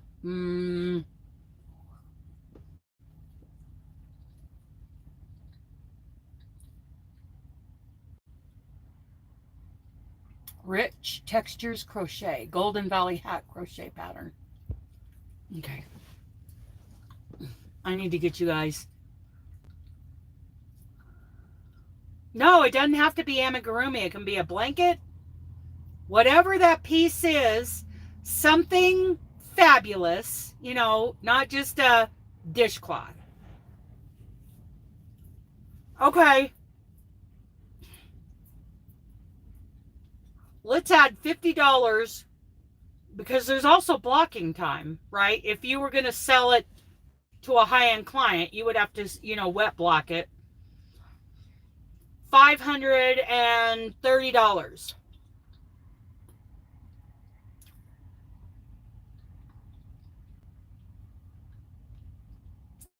If you were writing off that blanket that you donated to the Mountain States Children's Home, I would put it at least at $530. Plus shipping, $550. Absolutely. That is what If I were writing off the donation on my taxes, $550 all day long.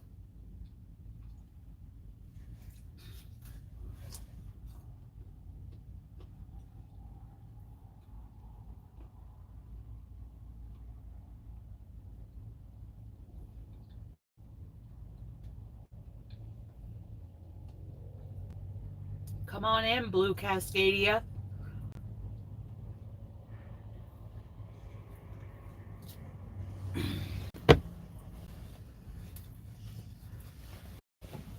I should get my tablet fired up while I'm sitting here. I can turn you guys around.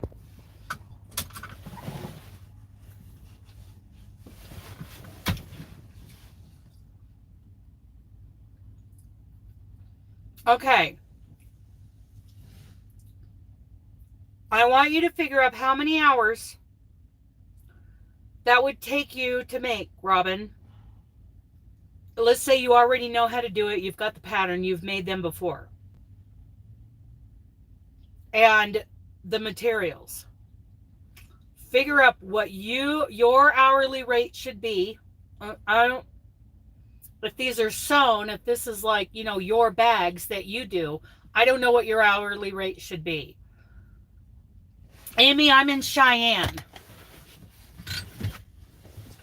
I just got booted off the Walmart account.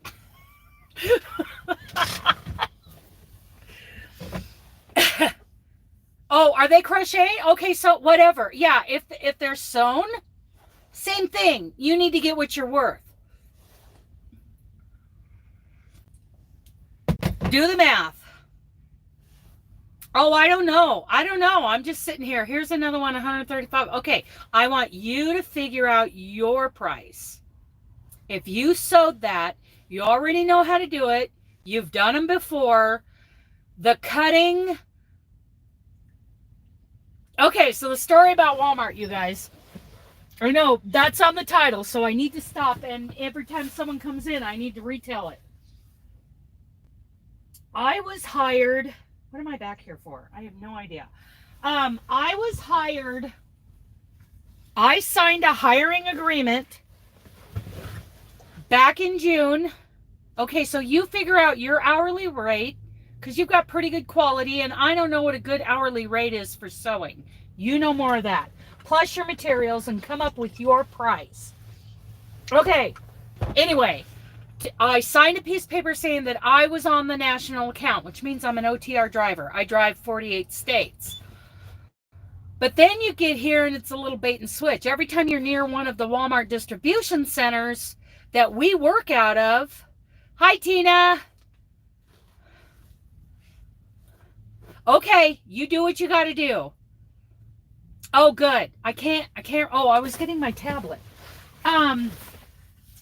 Where's my tablet? Okay, they literally will force you, and they forced me to do this, to work for Walmart for a week on our Walmart. I'm still a Creed employee, but I'm working the Walmart account. It's kind of like my friend Joe drives for JB Hunt, but he drives the Kohl's account. That's a whole funny story if you guys missed it last time. Anyway, I have fought, and I mean fought and resisted the actual coercion and bullying. Plus,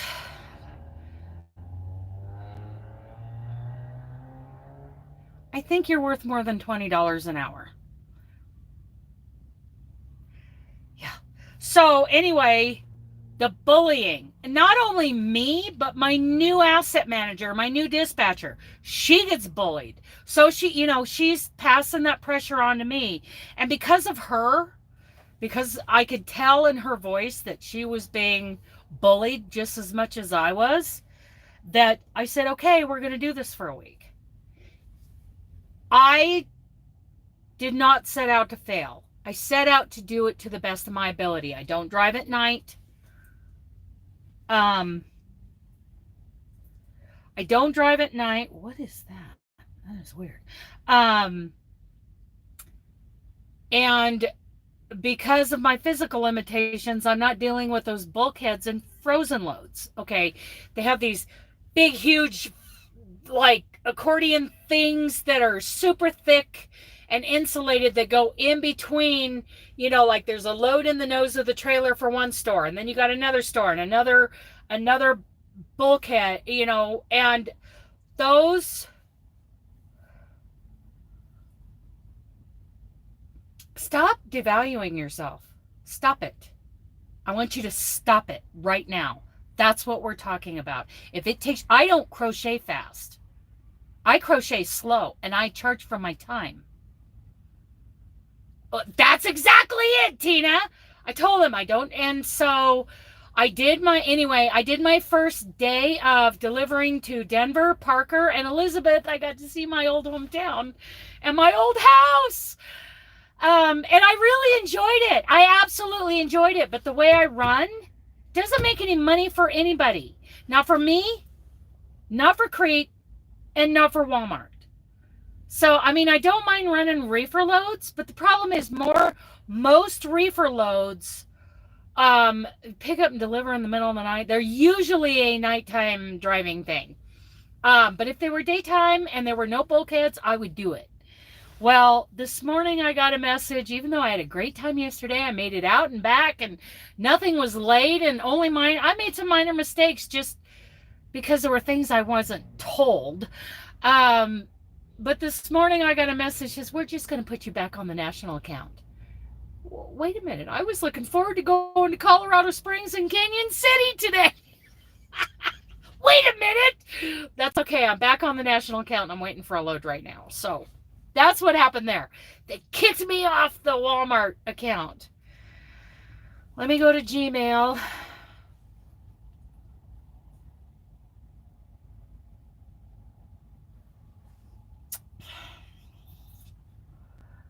What? I'm on Wanderlust Crochet one. Let's go to Dana's Wanderlust Crochet. And it's not showing up. It's not showing up. Anyway, so I was going to go to Michael's. Not Michael's. Let's do Etsy. I've been wanting to check out. Do I have Etsy? Do I have the Etsy app on this? I don't. And I don't have room for another stupid tablet. What? I don't have you guys in my ear right now. Something to make your mama proud? What? Okay.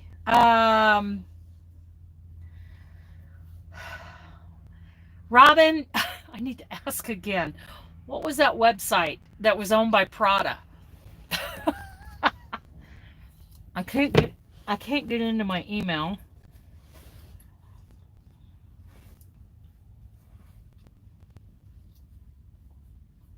I'll do eBay. Let's look at eBay.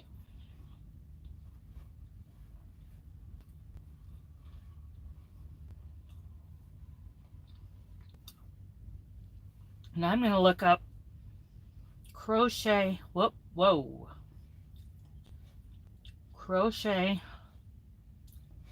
blanket. Let's do that. Hi, Jen. OMG, what? What?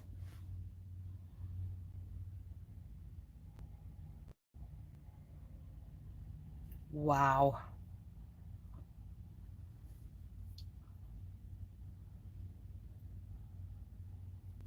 Wow. That one's pre-owned. Oh, these are pre-owned, but still. Mm-mm. Mm-mm.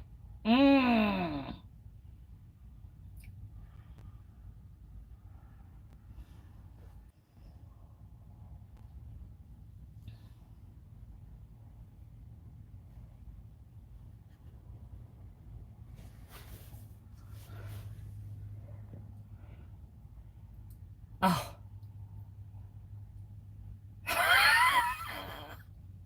Oh yeah, I'm talented.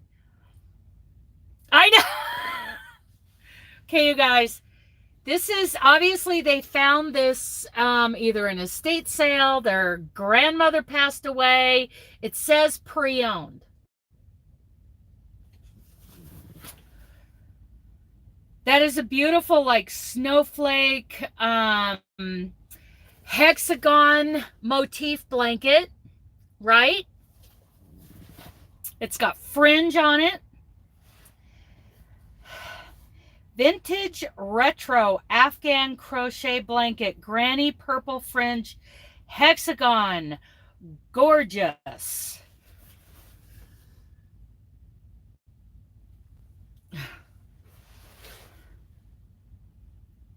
Oh, I like that.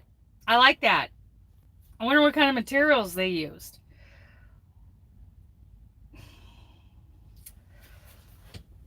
$36. No. I'm gonna, let's see if I can figure out. Okay, here's a picture. I'm gonna figure out 1, 2, 3, 4, 5, 6. 6 times 1, 2, 3, 4, 5, 6. Wait a minute. 1, 2, 3, 4, 5. Oh, 1, 2, 3, 4. 5 times 6 is 30. Remember that. 1, 2, 3, 4, 5, 5, 10. Wait a minute. 5, 10, 15. Okay, we got, wait a minute. 1, 2, 3. 4 times 5 is 20. Plus 30, that's 50. 51, 52, 53, 54 motifs. Okay. I don't have a problem with them asking that much. 54 motifs.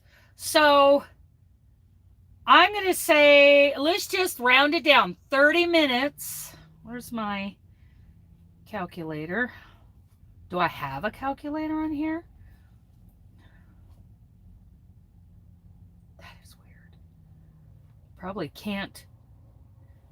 Probably don't have the room.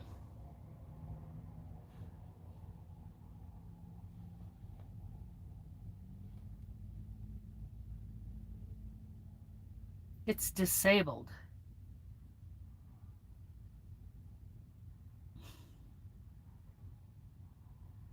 Turn on. Okay. Open. What did I say? 54 times. I'm just going to round it down to 30 minutes a square. That's 1,620 times $25 an hour.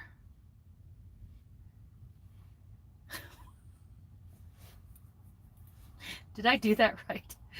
54 times, oh, I need to do 0.5.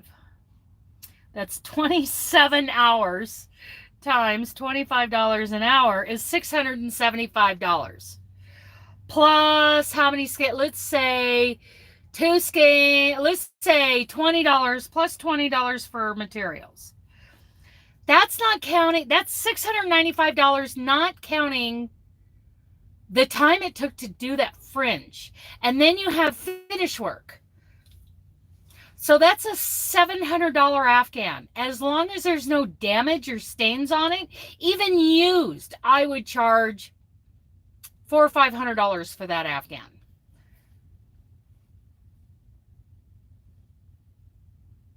That's ridiculous, you guys. Let me see if I can find like brand new kind. Where's eBay? Here it is.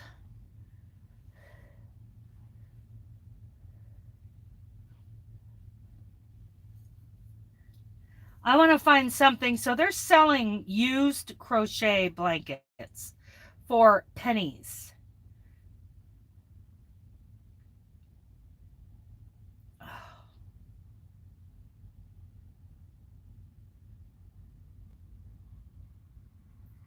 Pre-owned. I do not want pre-owned. Show only.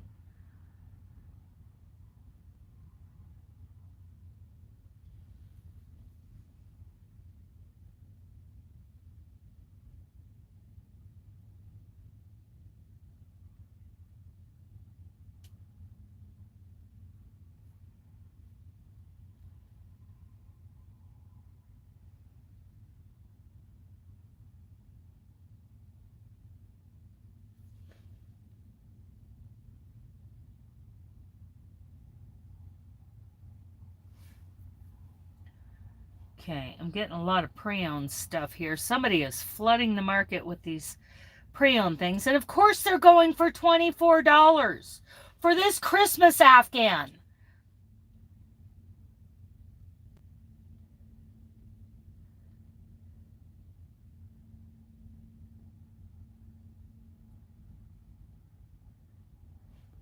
Let's bring it up.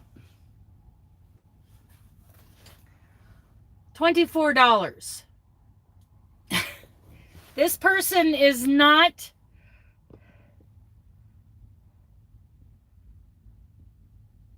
I don't have a problem with them asking that much.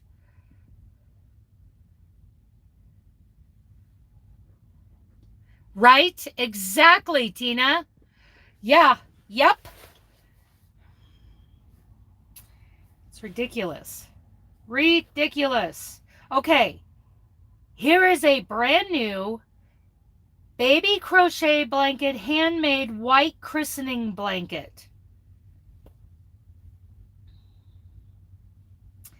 This sold early this morning.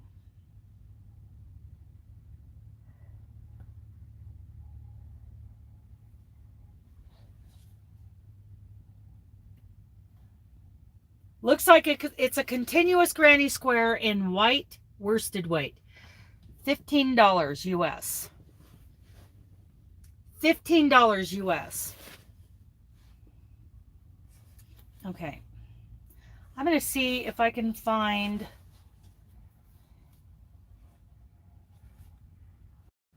price.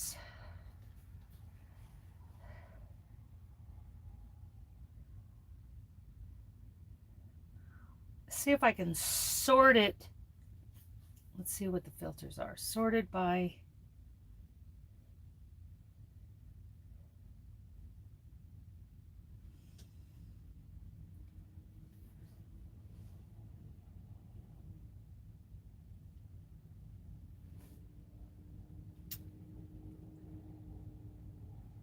sort order.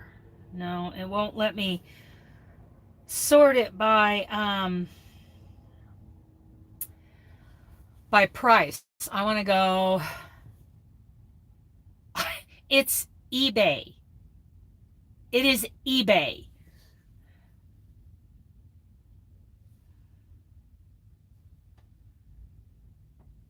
And if you go to eBay and do a search for crochet blanket, especially these pre-owned ones, somebody is buying these like at Goodwill and charging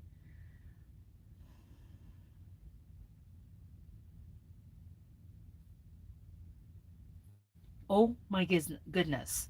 Okay, new. This one is new. It's a sunflower Afghan. Where is it? Oh, boho vintage. New without tags.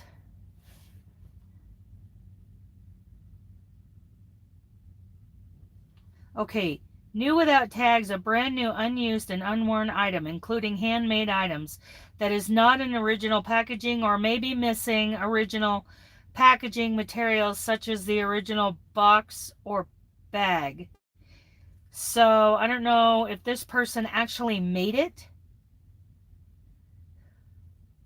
It's beautiful hand. This, the mandala pattern. No, it's not a mandala pattern. It's a motif.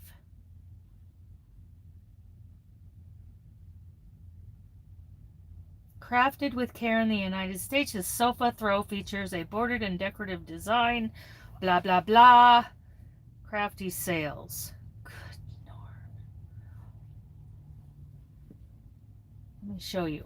It is not blocked, but still $45. $45.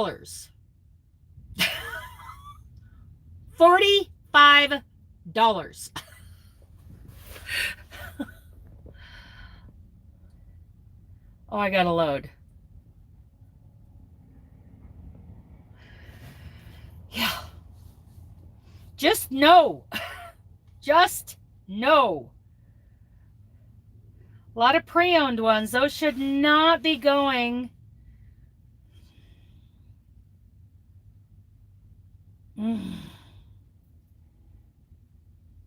This is why people say that they cannot get any price. We have to find a better market. eBay is not our market, you guys. But I could try it. I could list my listing for 7 days, like at the end of November, so that I'd be home in case it did sell, and put the reserve at $1,000. I could do that as an experiment to see if it would sell. And I could get, you know, really good wording and really good photography. I can't. I gotta load. Miller Coors.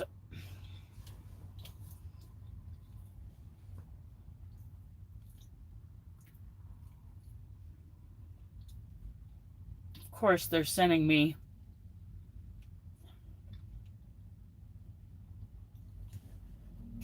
Okay, I gotta go down to back to Golden, where I just came from,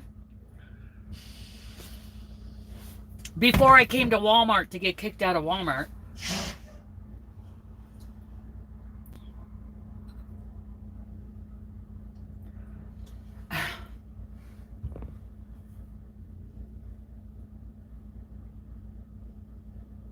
I'm not delivering at 04:30.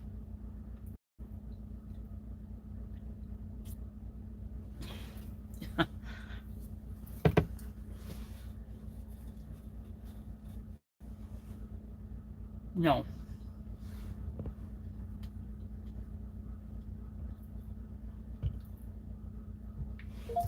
If we could reschedule delivery, then I would take it, but I cannot deliver at 4:30.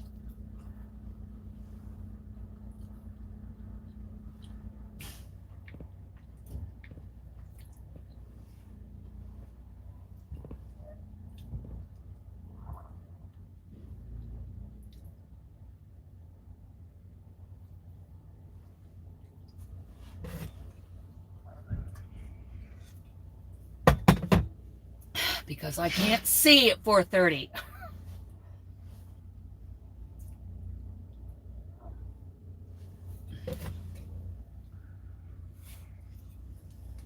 Okay, let me try to go to Imagine. Is it imagine.com? This is that maker's website, kind of like an alternative to Etsy that you started listing a few things on a while back. Is that right? Okay. I don't need Google. I need Chrome. Let's see. Imagine.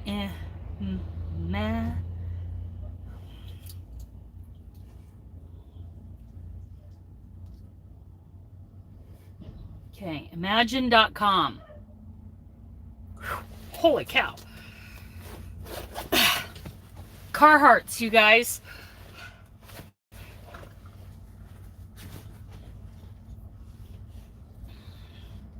And where does it go? It goes to Bakersfield, so there's places to park. No, that's Imagine Telecommunications. I need a link, Robin.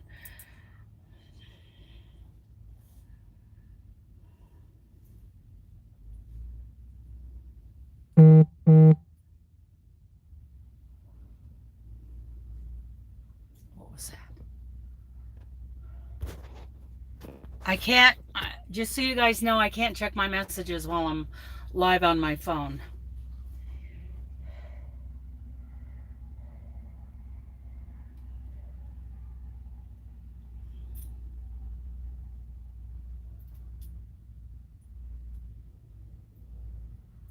I'm searching Imagine Handmade. Oh, Imagine Handmade Home. Is that right?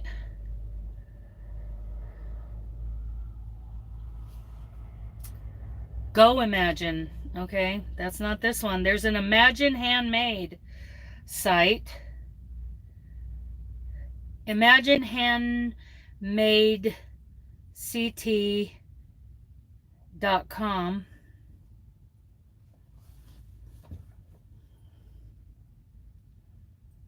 I'm going to do a quick search here before I go to crochet. blanket. Let's see what happens there. Hi, mister. I need a protein cookie. I don't need a protein cookie. I want a protein cookie.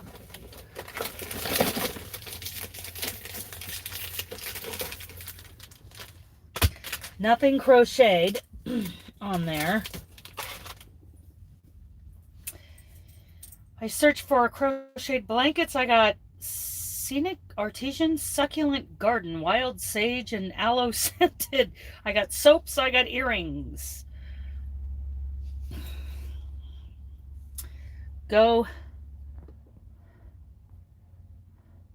GoImagine.com. Go Imagine.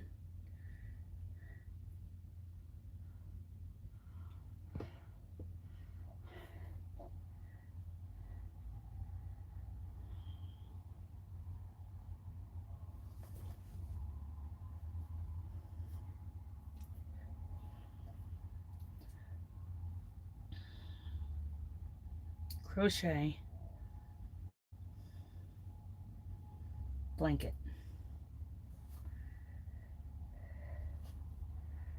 So it comes up with hooks. Well, there's a chunky sunflower blanket for $5. There's amigurumi. Oh, a sea turtle afghan. I know how long that takes to make. $65.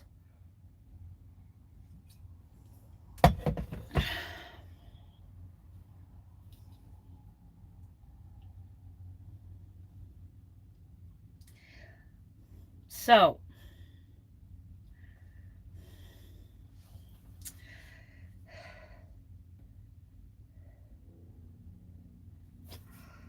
I know what it takes to make this. Back loops only in a ripple pattern. So, let's 1, 2, 3, 4, 5, 6, 7, 8, 9, 10, 11, 12, 13, 14, 15, 16, 17, 18, 19, 20, 22, 23, 24, 25, 26, 27, 28, 29, 30, 31, 32.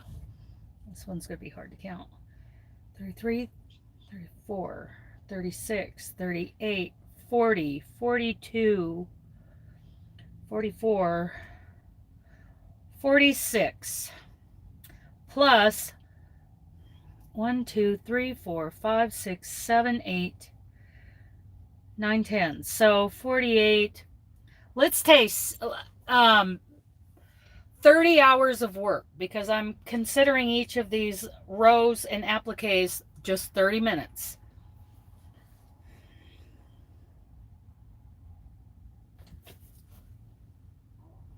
That's it.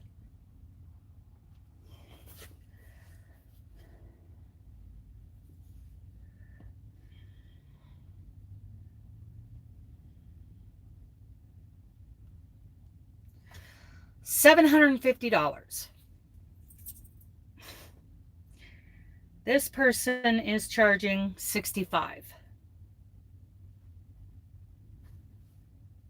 New.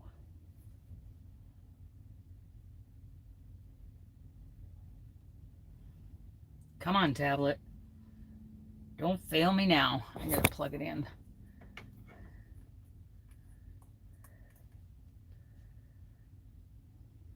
Okay, we're plugged in. See what else we got.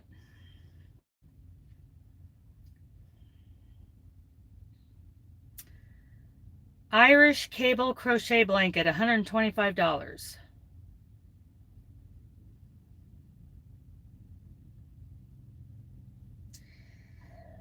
Now I lay me down to sleep. I pray the Lord my soul to keep. It's a crocheted blanket. I don't know if it's done in, I think it's done in mosaic.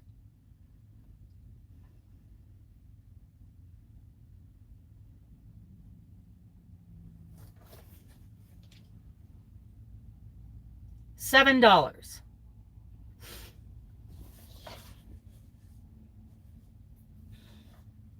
Just no.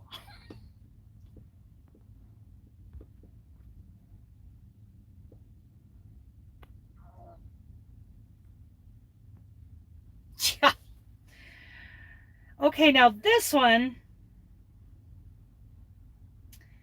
coming out of Wisconsin. They're charging $200 for it's a popcorn stitch. I don't know how long it would take me to do a popcorn stitch diamond pattern like this in a blanket. No, they're not patterns. They're finished items. No. So charging $200. I don't know. I've never made a popcorn blanket. I've done popcorn stitches and blankets, but not like this. Not like this.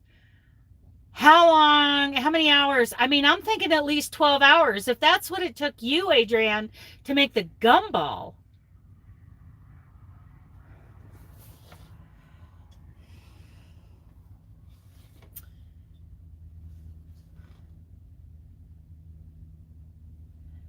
Pale gray popcorn stitch in classic pattern, quite a warm and cozy.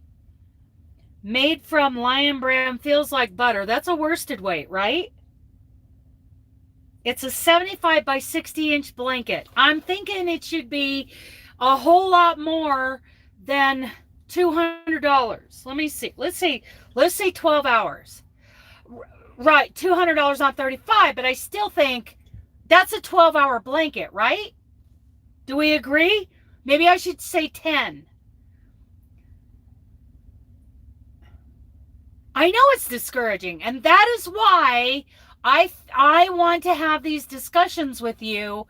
And like I said, many times, I have a goal to find the market and make those markets easier.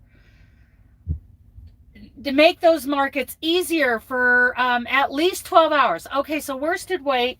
And I'm going to say, what do you think? It's a yarn eater. So I'm going to say 8 skeins of yarn. What do you guys think at a worsted weight of Hobby Lobby?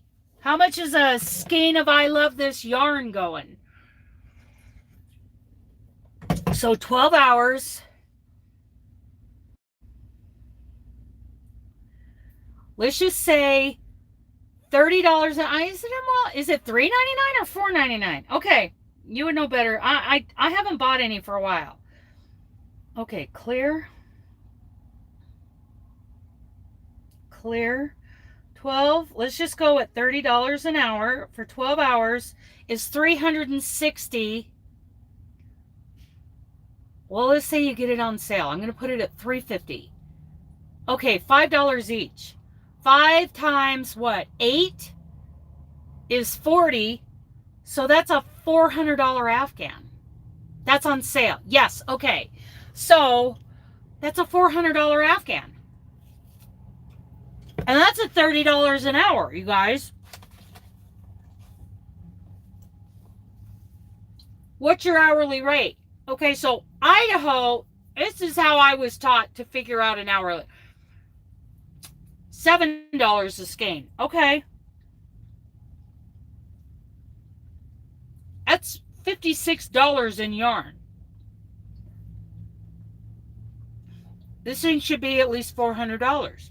So hourly rate. This is how I was taught. Your starting place is your local minimum wage. Well, I'm sorry. I'm not charging as low as $8 an hour.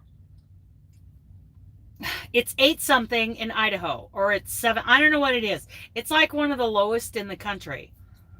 But where I'm at in Oregon, it's like I want to say like $14 an hour.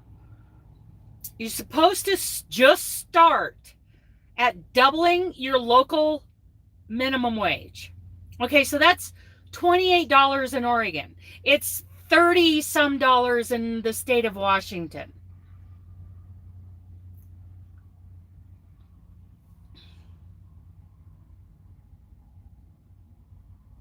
Yes, that's the site we need to find, Tina. That's the site we need to find and discover, are these sweatshop pieces, or are artisans actually being paid?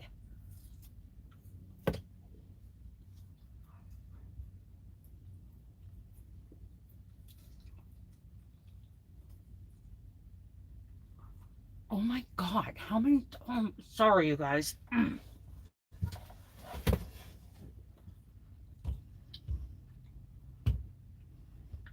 Again,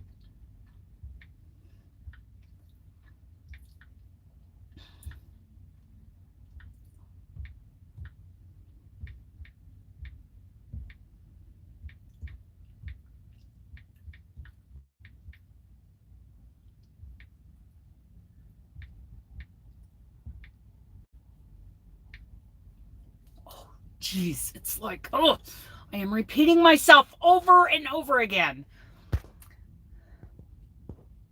Oh, so it's not it's not the state. Each city determines their own minimum wage. That's new to me. I've never heard of that. Like in Idaho, it's I believe it's 8 something. I can't get into that email. I'm sorry if the mood isn't good enough. My mood is we are going to find a way. I'm not here to discourage you guys.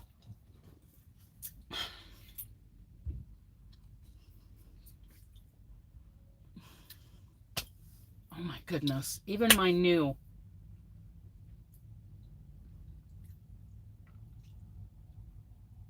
Oh, in Canada. So it's by province, not by city.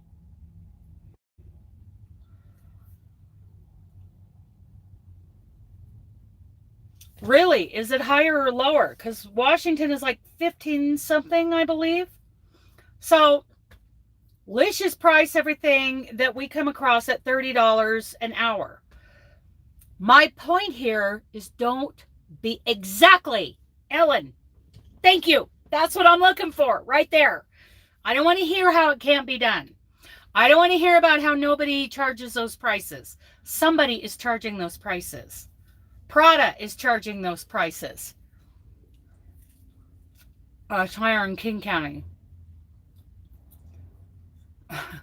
Tina, I can look at it when I'm live on my laptop. Oh my goodness.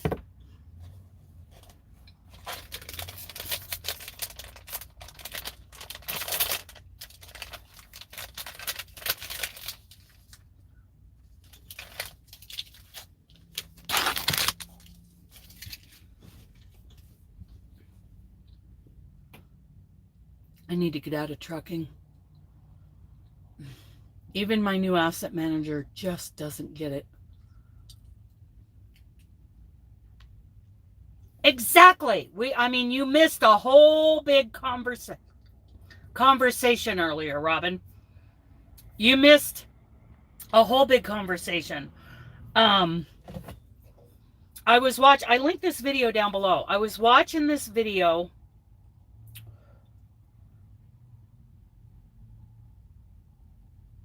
But finding the people who will pay for what you do is the point here. Okay. So I watched this one video this morning, and it had the coolest comment. And she was saying, I will never do another craft fair. And for all the same reasons that I don't ever want to do a craft fair. And we were discussing you, Robin, and how I was really paying attention to, cool. I was really paying attention as to how it went for you. And I'm trying to picture myself doing what you do to get ready for those shows. That is not what I want for my crochet life. I don't want that for my life at all. And like this person was saying, there were pros. I believe that it can be a lot of fun to sit there and sell your stuff, meet new people, meet other vendors. That you can get a dopamine rush all day long out of that if it's a good show, right? Okay, but it's hell. You have to make a lot of items. And I was discussing that I have no idea when you took all the costs that it costs you for materials to make all that stuff. Even your fuel, your display items, plus your booth fees, plus your yarn and the materials you make. So all of those costs, subtracted from what you have made at those shows, what did it break down to your hourly rate? And my strong suspicion is that you made less than like Idaho's hourly minimum wage. I know it. I know. And we were talking about the little old lady who sold all these cheap little items, and she was just there to do it for fun. And that's great. But what that lady doesn't realize is what she is doing to hundreds and thousands, if not millions, of crocheters around the world by devaluing crochet. I mean, bless her heart. She's there for fun. I get it. 50 cents. Is that in the positive?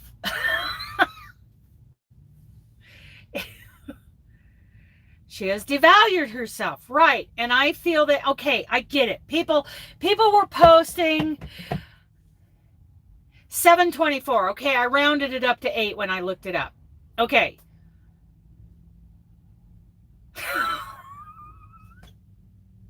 If you're over 88, you cannot bike through Idaho Falls.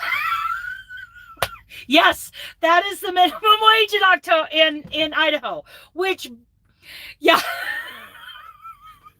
I'm just saying, Adrienne, check your birth certificate before you ride a motorcycle through Idaho Falls. Yeah, it's if not the lowest, it is one of the lowest in the country. So,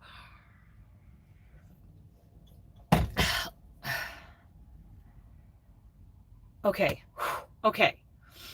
I was really getting tense after this last message. So I got this message that, I can pick up this beer load today, and it delivers in Bakersfield on Monday, but it's a live unload at 4:30 in the morning. I don't mind being up at 4:30 in the morning. I can't drive at 4:30 in the morning. I just can't. Old lady. It's 1,026 miles.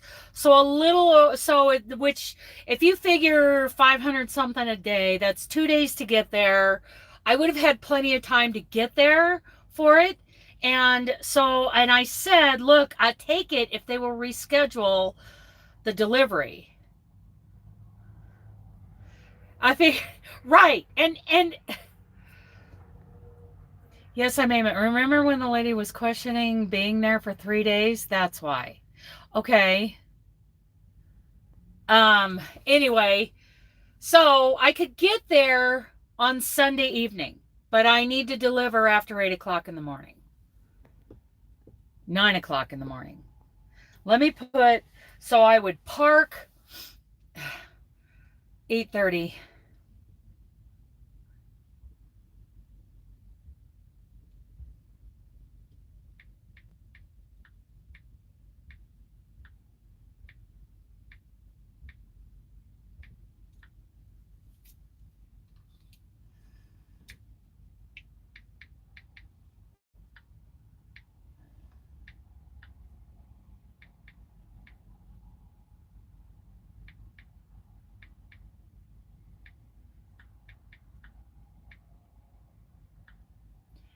ETA, this should help.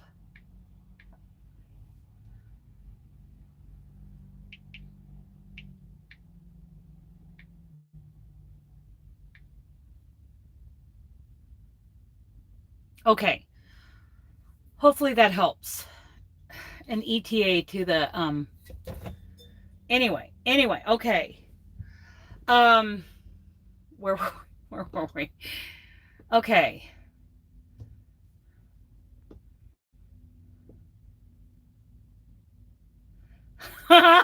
Exactly.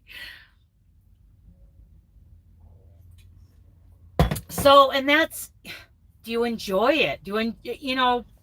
Maybe it's not a moneymaker, Because like I was saying earlier, not everybody does this for the money. I get that. I just wish people would not devalue crochet so much, or themselves. Okay, so I get going and, you know, selling the earrings, selling all the cute things that you sell, and breaking even. Maybe you break even, you know, fabulous. You know, but then there's the whole, you know, as I'm concerned about crochet, I don't know anything about, you know, different categories of jewelry, right? There's different categories of crochet and levels of crochet when it comes to quality. So, like Adrienne was saying, people would, you know, walk by looking at her prices and then come, you know, circle back around to her later on when they saw the quality that was out there. So, there's different levels of quality. When I say email me your pics, you know, I will share those pics on screen when I'm on my laptop.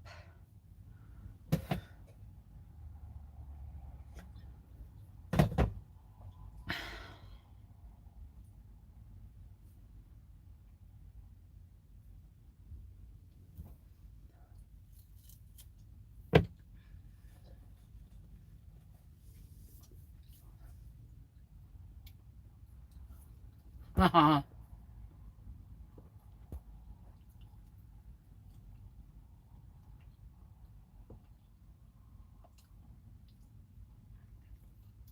No, I don't watch the news. Talking about moods. Oh my goodness, that's awful. You sent me something. Tell me again. I was probably driving.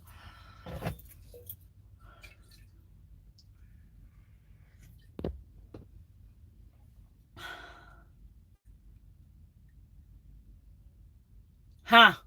That's weird and random. Wow. Anyways, I know you, okay, they unpre-planned me. Refusal.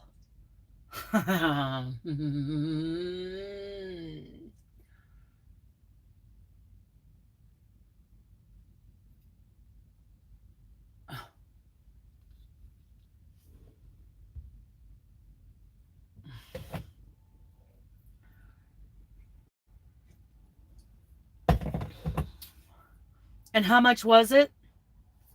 Because I can't go look.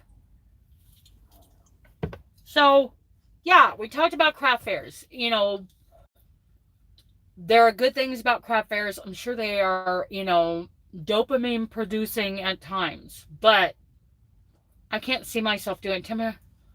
Okay. And how high was it?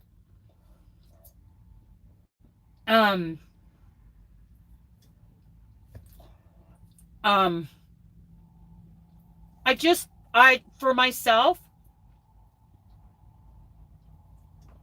here's what I would need to do. Like I was saying at the beginning, $850. Okay, so, and this is for Flock in Seattle, correct?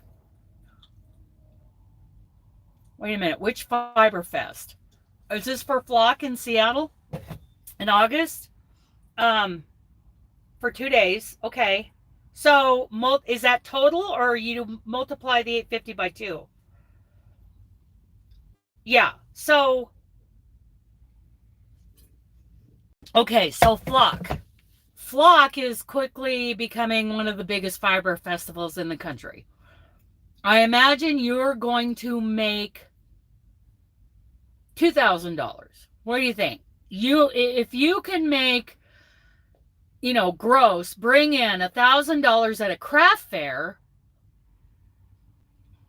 you know, at a really good craft fair, I imagine if you're doing a booth at Flock, you're doing hand dyed, you're doing a lot of indie kind of stuff. But let's say $1,500, you know, subtract the $850 plus your hourly rate, you know, all the time you put into dyeing, you know, the cost of materials. Yeah. It's a big thing. High end on the biggest craft fair here is $150. Oh, okay. For the booth?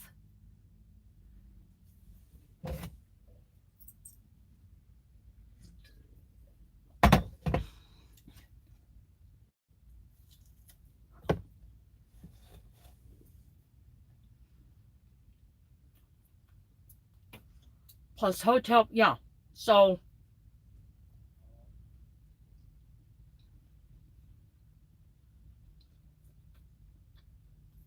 let's say you're traveling to Boise and you set up for 3 days and you have some pretty great sales. It sounds to me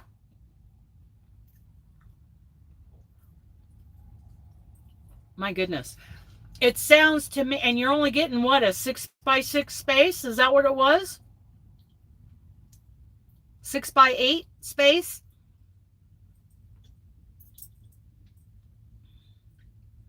You're lucky to break even. And now we're looking at charging, vendor booth fees. Quit it. Quit.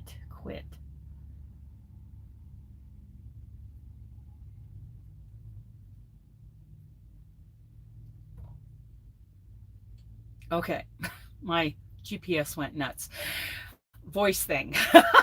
Okay, so which means we need bigger booths, we need more to offer, and like, are you gonna break even then? And the benefit. So what is the benefit? The benefit is you get to be at the Yarny Social, basically.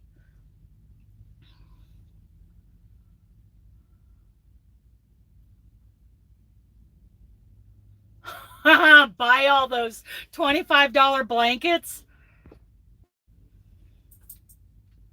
You may have. Give me a break. Yeah, it was more like 12 by 12 for Robin, which was absolutely fine. So if we go to a bigger space with bigger, more vendors, bigger booths, and we have to charge for a booth, fee.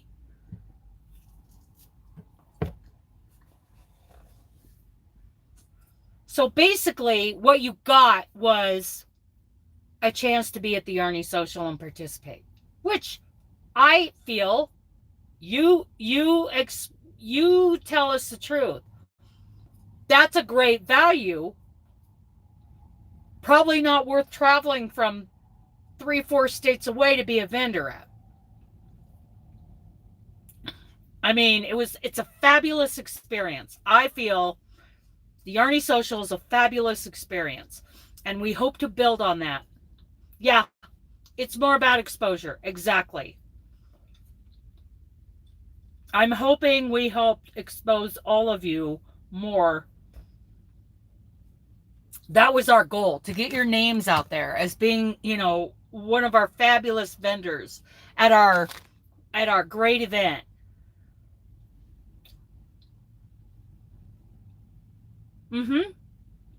It was a huge success. It was a huge success, you guys. Way more than expected.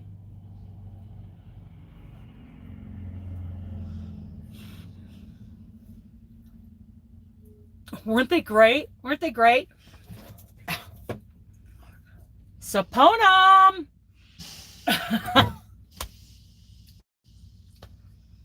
Yeah. So we did have this whole conversation about craft fairs. So ideal, in a perfect world, in like utopia that doesn't exist. Oh, thank you. I would take about 60 days or so to complete an item, and I would sell it for a price tag of a minimum of $8,000. Every 60-ish days, I would sell a piece for $8,000, and I could make a living doing that. Okay, I realize we have been talking some big numbers here, but we don't want to go nuts. Have you checked your P.O. box yet? I don't believe the way I crochet. I mean, I can create some pretty nice pieces, but the way I crochet, I am not pumping those blankets out and getting the price I need in order to stop driving truck. Okay. I would have to supplement an income. Oh, cool. Thank you. One of those is yours.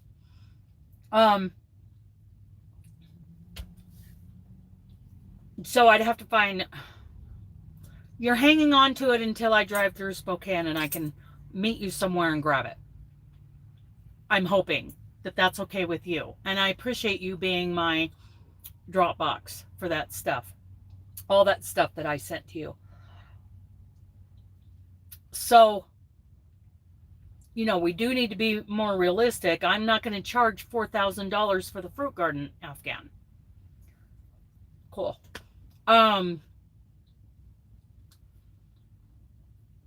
If I had finished that a little better than I did, I would easily have put a $1,400 price tag on it. Some of you have heard me say that.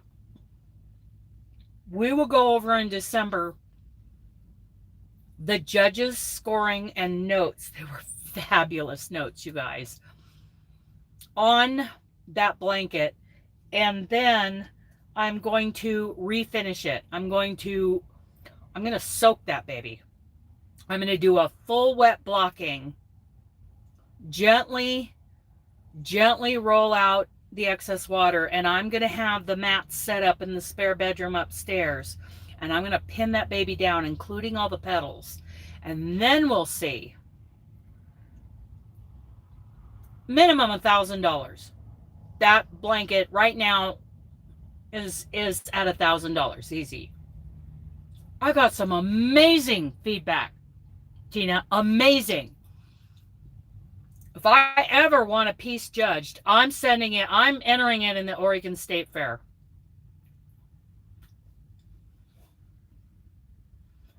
Their scoring system is the maximum is you can score up to 100 points. Four judging categories, 25 points per category. That's another thing. Decorators. So we were talking about that. We've been talking about an art gallery and even maybe doing an art show featuring crocheted pieces. Like certain, people would be invited. It would have to be in a big market like Seattle, maybe Portland. Houston is huge. Dallas, Chicago, New York. Big art communities. And have this show. Another thing is maybe pay for a Facebook ad. Get some really good photography of a piece and pay for a Facebook ad and just see what happens. I'm not sure that our high-end market is on Facebook, but it certainly does reach a large demographic. Yeah. Well, you got Niles all excited.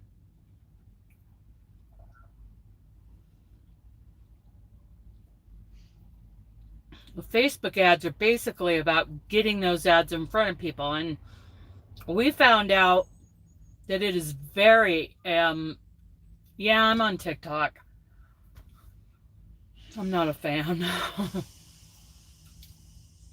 I still don't think our high-end, I don't know why I've never heard of Idaho State University out of Pocatello, Idaho. I think that was a scam called.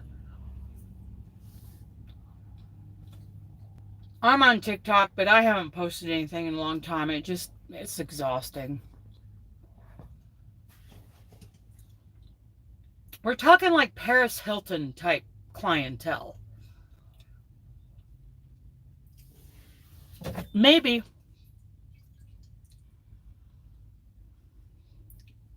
Well, I don't know why they were just calling me. I get so many scam calls. If it's a 208 area code, 99% of the time I'm not answering the phone if I don't know who it is.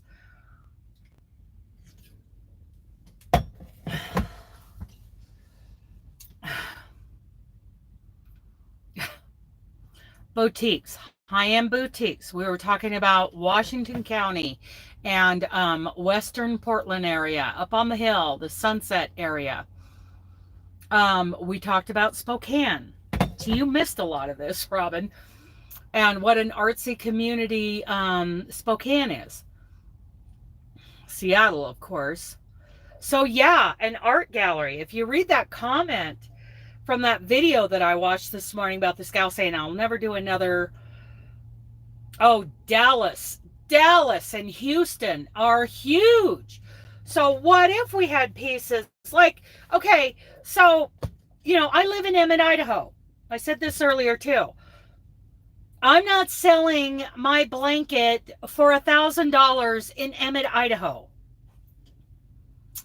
I really don't. There's where my negativity is coming out. But if I go into Boise and I find something, you know, close to Simplot Hill there, where those people shop, it's possible. It's possible. I think I have a better chance in Portland, Spokane, Seattle, Dallas, Houston, Chicago, New York. I have a better chance in those areas. Or the kind of website like we were talking about that's owned by Prada, we could find that. If they take pieces on commission, or as long as those pieces aren't sweatshop items that they're charging high prices for. I don't know how they worked out. I don't know how they do those sales, but you know, that's a place to look too. So this is the stage I'm in right now, engaging with all of you, getting ideas. We could do, like this comment was, I'm an artist, and if your pieces were shown at an art gallery, they would sell, and they would sell for what they're worth. Because people go into an art gallery expecting to spend money. Hello, Crete.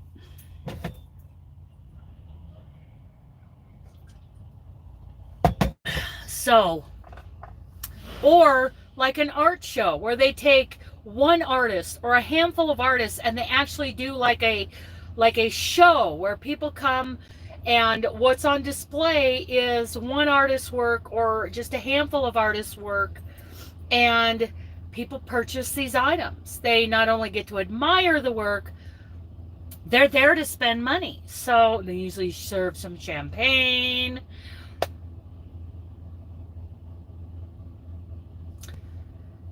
What's this for a mess crochet bag at Bergdorf? Is that website that's owned by Prada? Is that what we were? What's Bergdorf? I don't know what you're talking about. Mesh. Okay. Well, let's not poo-poo anything until we get an idea what we're talking about. Okay.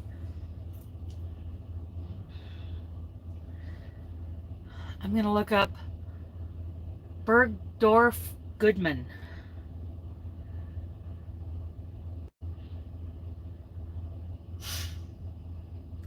Department store. This is a department store. $1,595 for a large gingerbread house. That's kind of, but it's amazing.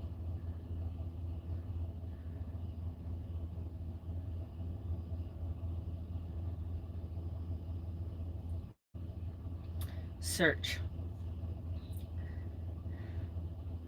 I'm just going to put in the word crochet and hit go and see what happens. Is this the one that's owned by Prada?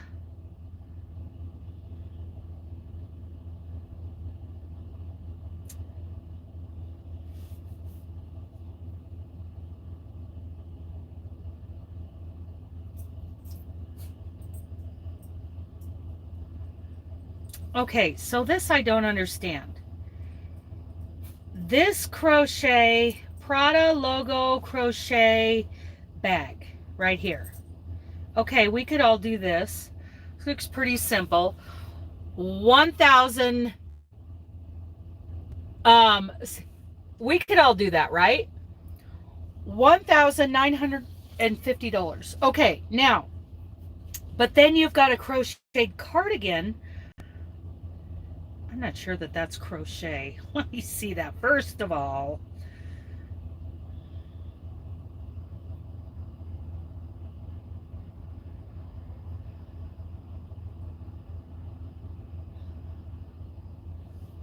Maybe it's crochet. I don't know. Can you see that? Let me see if I can find a different color. I'm not sure that's crochet. Maybe it is. Maybe we're just not getting enough detail that it's a fillet style. This cardigan, they're only charging $226 for.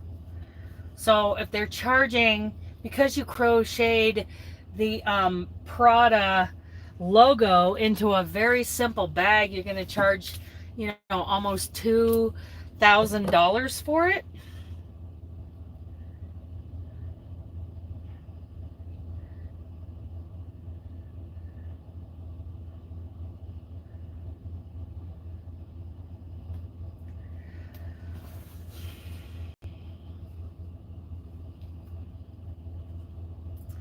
This is logo crochet tote bag, $2,050 right there.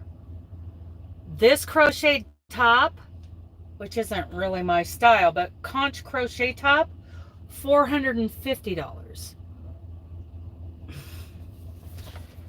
It's an interesting, okay, here's a dress. Wiley Shell crochet midi dress, $1,150. It's very see-through. Like you'd have to wear a dress underneath it. Let's see here.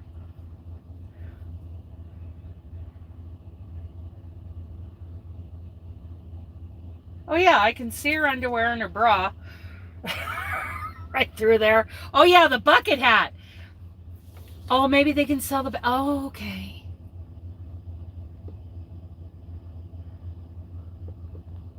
Yeah.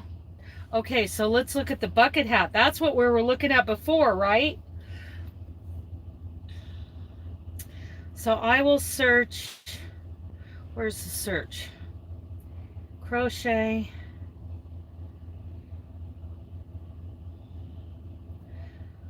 Bucket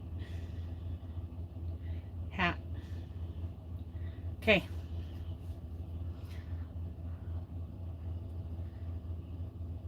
Four results. That's a woven straw bucket hat. That's not crochet. That's a, I don't know how to pronounce that. Okay, 2 bucket hats. 950, 625. I want to know how they're sourcing their crochet.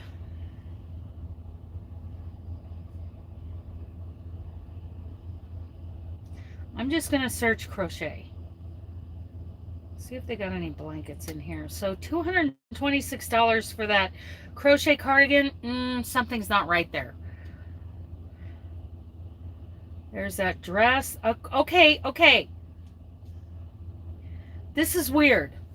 Okay, this one that I showed you that's very see-through, that one's $11.50 for that one. I don't know if you guys can see it. And then this one, this little mini dress, looks more like a skirt. Crochet mini dress, $4,000. Yeah, it's probably sweatshop crochet.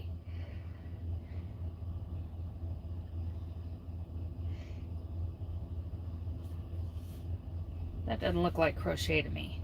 But it's only $70 for a kids New York City NYC crochet striped cotton play suit. Size newborn to 12 months.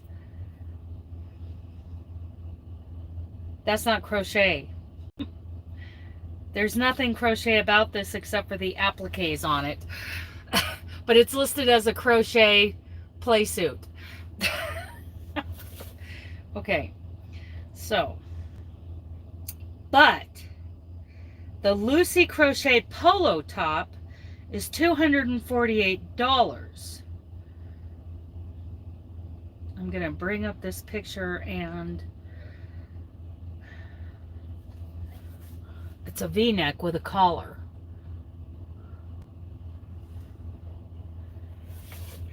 It's just weird. I'm not even sure it's crochet. Some of this stuff I'm not sure it's crochet. Crochet bicolor ballerina flats, $1,290.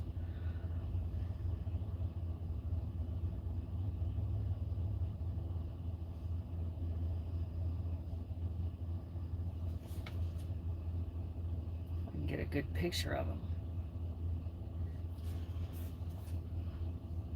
That's those. I mean, the people who would pay this, this is our clientele, right? I think.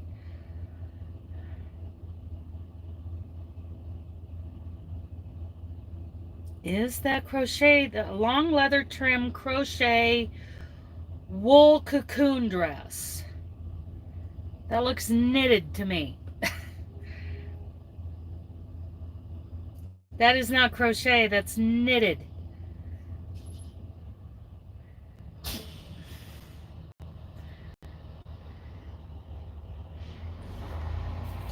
That's knitted, you guys.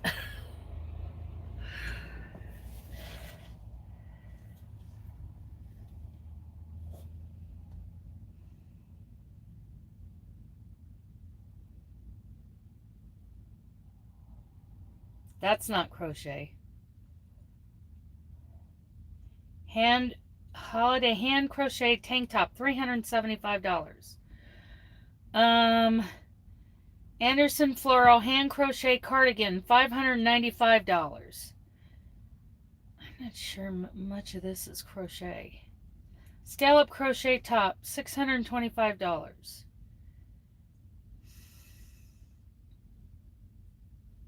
That's not crochet. That's fabric. Men's crochet textured button down shirt, $875. Okay, what I want to know is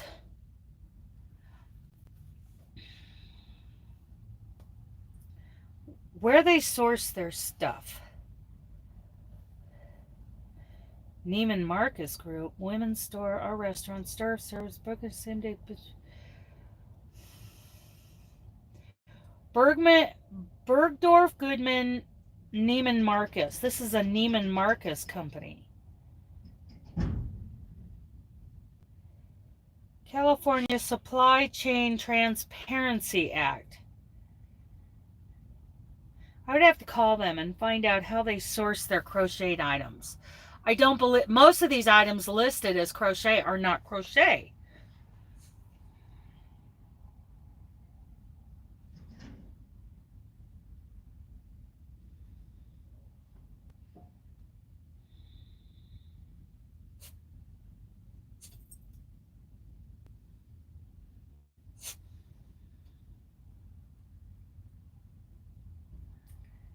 So that conch crochet top, I'm not gonna wear it. Here's a mohair blend vest with rhinestone crochet trim. So the vest itself is not crocheted, but the trim is. That's a $1,200 vest. It's very pretty.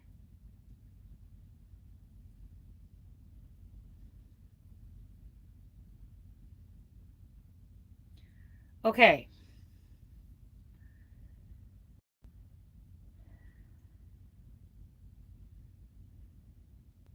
A lot of this stuff is not crocheted. Okay. This skirt. Okay.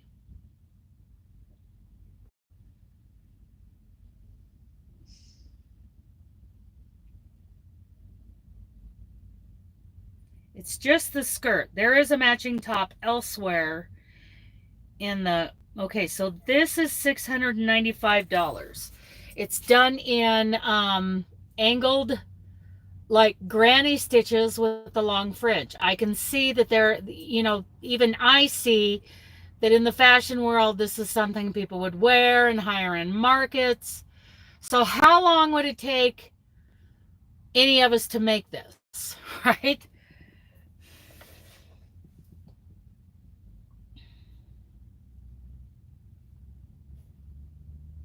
It's made out of cotton. About the brand, this Zimmerman. Sisters Nikki and Simone Zimmerman introduced in the Zimmerman collection in 1991. This Australian line of ready-to-wear and swimwear features bold shapes, feminine prints, and other signature details. It doesn't say. So these Zimmerman sisters are, I'm thinking, are not the crocheters. There's a knit skirt. There's fabric skirts. Just interesting, you guys.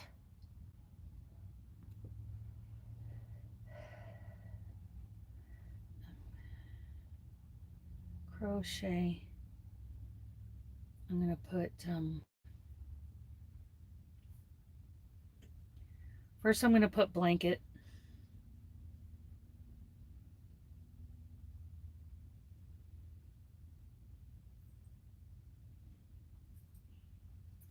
Then I'll try Afghan. Well, disheveled crochet blanket. It's called the Elder Statesman. $6,995. Okay.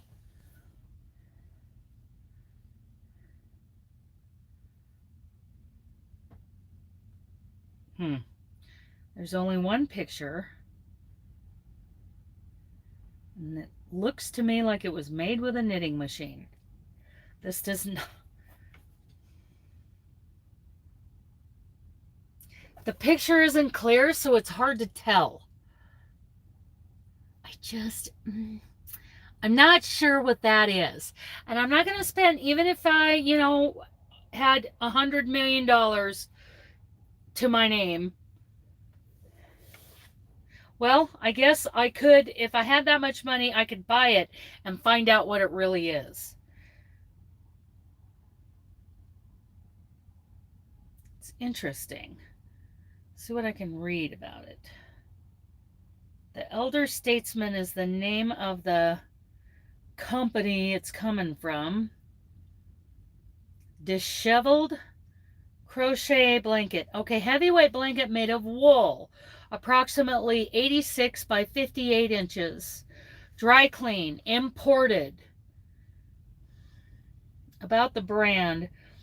In Los Angeles by Greg J. The artisanal cashmere brand specializes in supremely luxurious pieces with a West Coast look and attitude. The globally sourced cashmere is hand-loomed and tie-dyed by Chate's own team of expert craftsmen, beginning with custom blankets. Chait transitioned into knitted hats before expanding to include full ready-to-wear accessories, home interiors, and eyewear. I was going to say that, I mean, if it's wool, it's not cashmere. So, interesting. The other thing that came up was a cotton baby blanket. So that was all that came up for blankets. I know, exactly. There should be more than, and that's why I feel like they're taking advantage of people with money here. There's still people. Just because someone has, you know, a bunch of millions in their bank account doesn't mean they should be taken advantage of. I'm going to try Afghan crochet. Afghan. Nothing.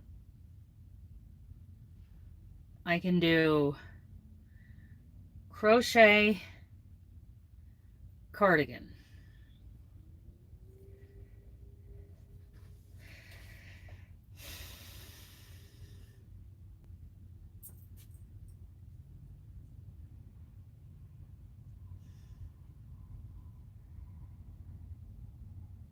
Interesting.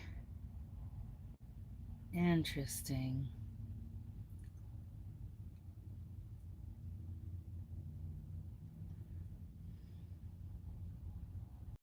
That's knit. It says cotton knit.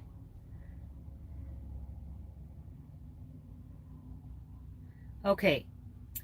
Foiled crocheted sweater cocktail dress. $3,290.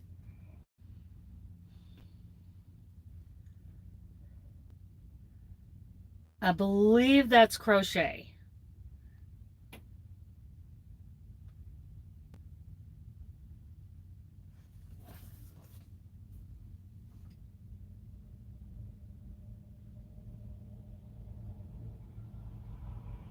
I believe that's crochet.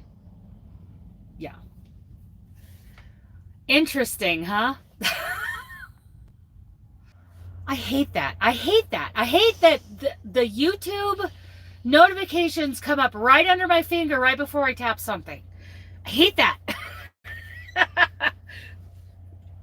So that is definitely a crochet dress, you guys. It's very see-through. And that cocktail dress, $3,290.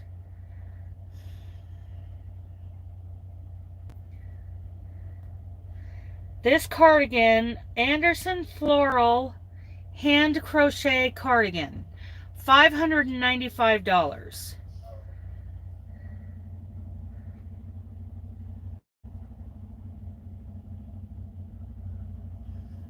Maybe it's crochet. Maybe not, because I've seen machined items made to look like crochet motifs. I'm not sure. I'm not sure that I trust this website because their descriptions are not right. There are many things here that are listed as crochet that are not.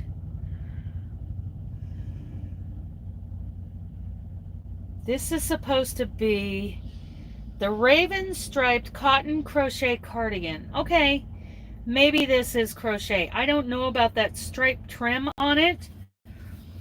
How much crochet that the trimming is.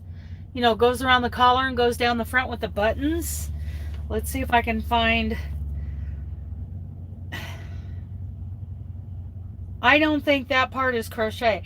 I think that's a sewn in piece. That's a piece of trim.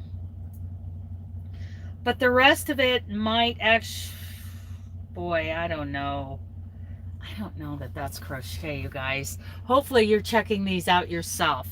And the website is bergdorfgoodman.com.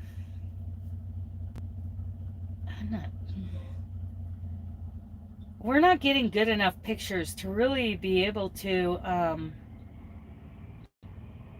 oh wait, here we go.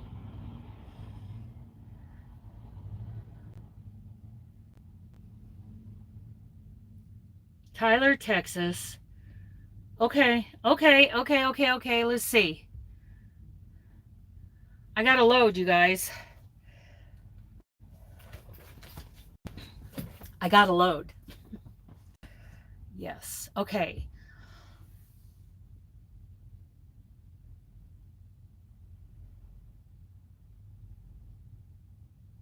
So I can pick it up today. Is the trailer ready? And then, good Lord. Okay. Yes.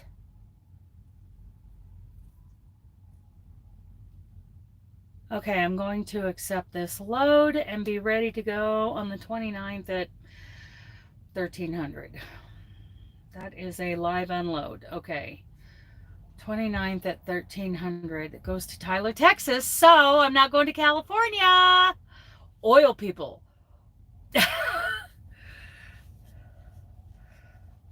Let's see, what did that say? The 29th at 11:30, so 1300. 29th at 1300. Open smart delivery, all trips, accept. Yes, PTA. 29th at 13 p.m. 1 p.m. Okay. Okay, we're going. We're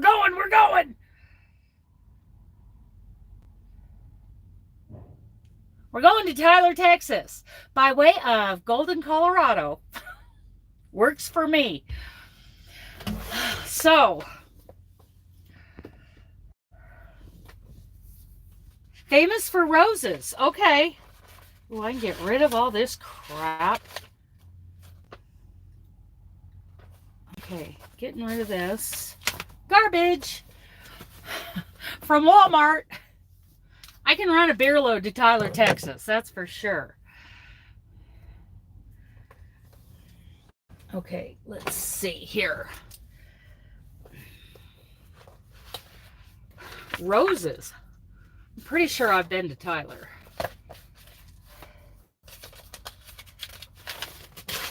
Gotta get some paperwork ready. Okay, trip number.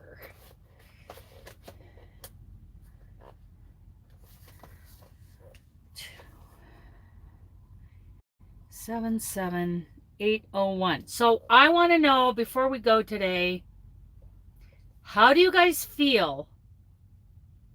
I mean, how are you feeling after this conversation? Like, I believe some of that stuff that we just looked at on that website is not real. But obviously there's a market. I believe there's a market for what we're looking at. So how would you feel if through the next year or so, and you have some ideas, I'll talk to you here and I'll call you here in a minute. We can talk for a minute, but then I've got something else I got to do while I'm driving. What if I found a place and I actually sold my fruit garden Afghan for at least $1,000? Like, I put $1,000 in my pocket for that Afghan, and over the next year or so, maybe longer, we all as a community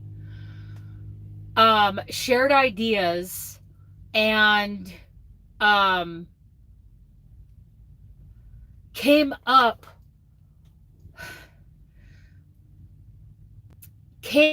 with ways that people realized, isn't that pretty? Isn't that pretty? Where people realize that they can get what they're worth. So that this whole mentality that I see that, oh, you know, we can't sell, look at the market. What if we showed that it is possible? Then here's an example. And I will, oh, my dog did it, actually. My sweet little baby. Actually, he didn't mean to. It was, where'd you go? Where'd you go, buddy? Hi. It was you. It was you. Yes.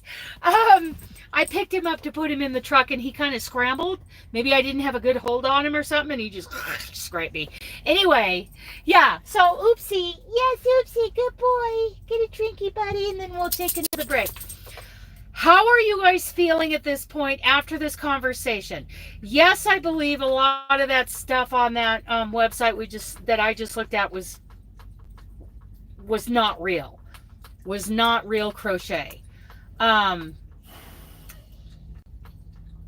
do you feel about there being, you know, a few videos here and there showing my progress of finding, you know, like I plan on doing one in December about my refinishing the fruit garden blanket, everything I go through to get that done, and why I'm doing that. You know, I'll be reading the judge's notes, so we can talk about my scoring on that blanket and why a granny square blanket beat me. That granny square blanket was finished better than mine. So, you know, we'll have those discussions and continue to brainstorm. I don't have all the answers. Obviously, I don't. But I have a gut feeling that we can do something like showing our items at an art gallery. like finding the right website, maybe eventually creating a website. That is not in my wheelhouse. That's I don't have brain space for that right now. Maybe we would incorporate something with our Saturday public shopping portion of the Yarny Social, where some high-end pieces are on display and for sale. And maybe if we advertise to the right demographic, those right people will be at the public shopping, you know, online marketplaces, physical marketplaces. How is this going to happen? So how are you guys feeling about this before we go? Well, I'm filling out this information. Are you feeling a little bit more hope that this could actually happen? I know it takes me a long time to implement any idea I have, even though I have 50 million ideas. I'm driving truck. Yeah, I think, do you feel better? Oh, Tina, that makes me feel so good, because we can do this. We can change the overall, respect for crochet. Exactly. All artists, whether they're fiber artists, whatever medium that is, even plastic canvas, you guys. Seriously, I have seen some plastic canvas things that are fabulous. So fabulous. My impression, and this is probably a lot of people's impression of crochet, my impression initially of plastic canvas was tissue boxes made out of big huge plastic grid using big fat yarn, and it just looked like a kid's drawing with crayons, That has always been my impression of plastic canvas until I started doing a little more search online, and I found some beautiful Christmas villages, gingerbread houses. Yes. So, and you can even do it beaded, and you can put crochet trim and around the eaves of the house. And, oh my goodness, you can do so many things. So, and I feel like that view that I had of plastic canvas, many people have that view of crochet now. Think about the muggles in your life. Muggles being the people who don't know anything about crochet. Bless their hearts, they just don't know. So I think we can do this, and it's been on my mind a lot. Your crocheted couches? I love crocheted couches. I love seeing like crocheted cat couches or cat beds and all those kinds of, you can make doll furniture out of crochet. It's fabulous. It's fabulous, you guys. And you can charge for that. I have a friend who makes, there's a certain scale of doll, and she actually makes them.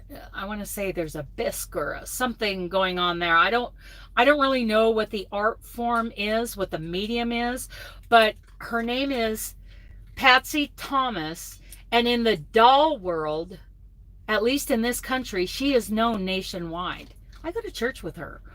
Yeah. And I always thought, oh, I could crochet some.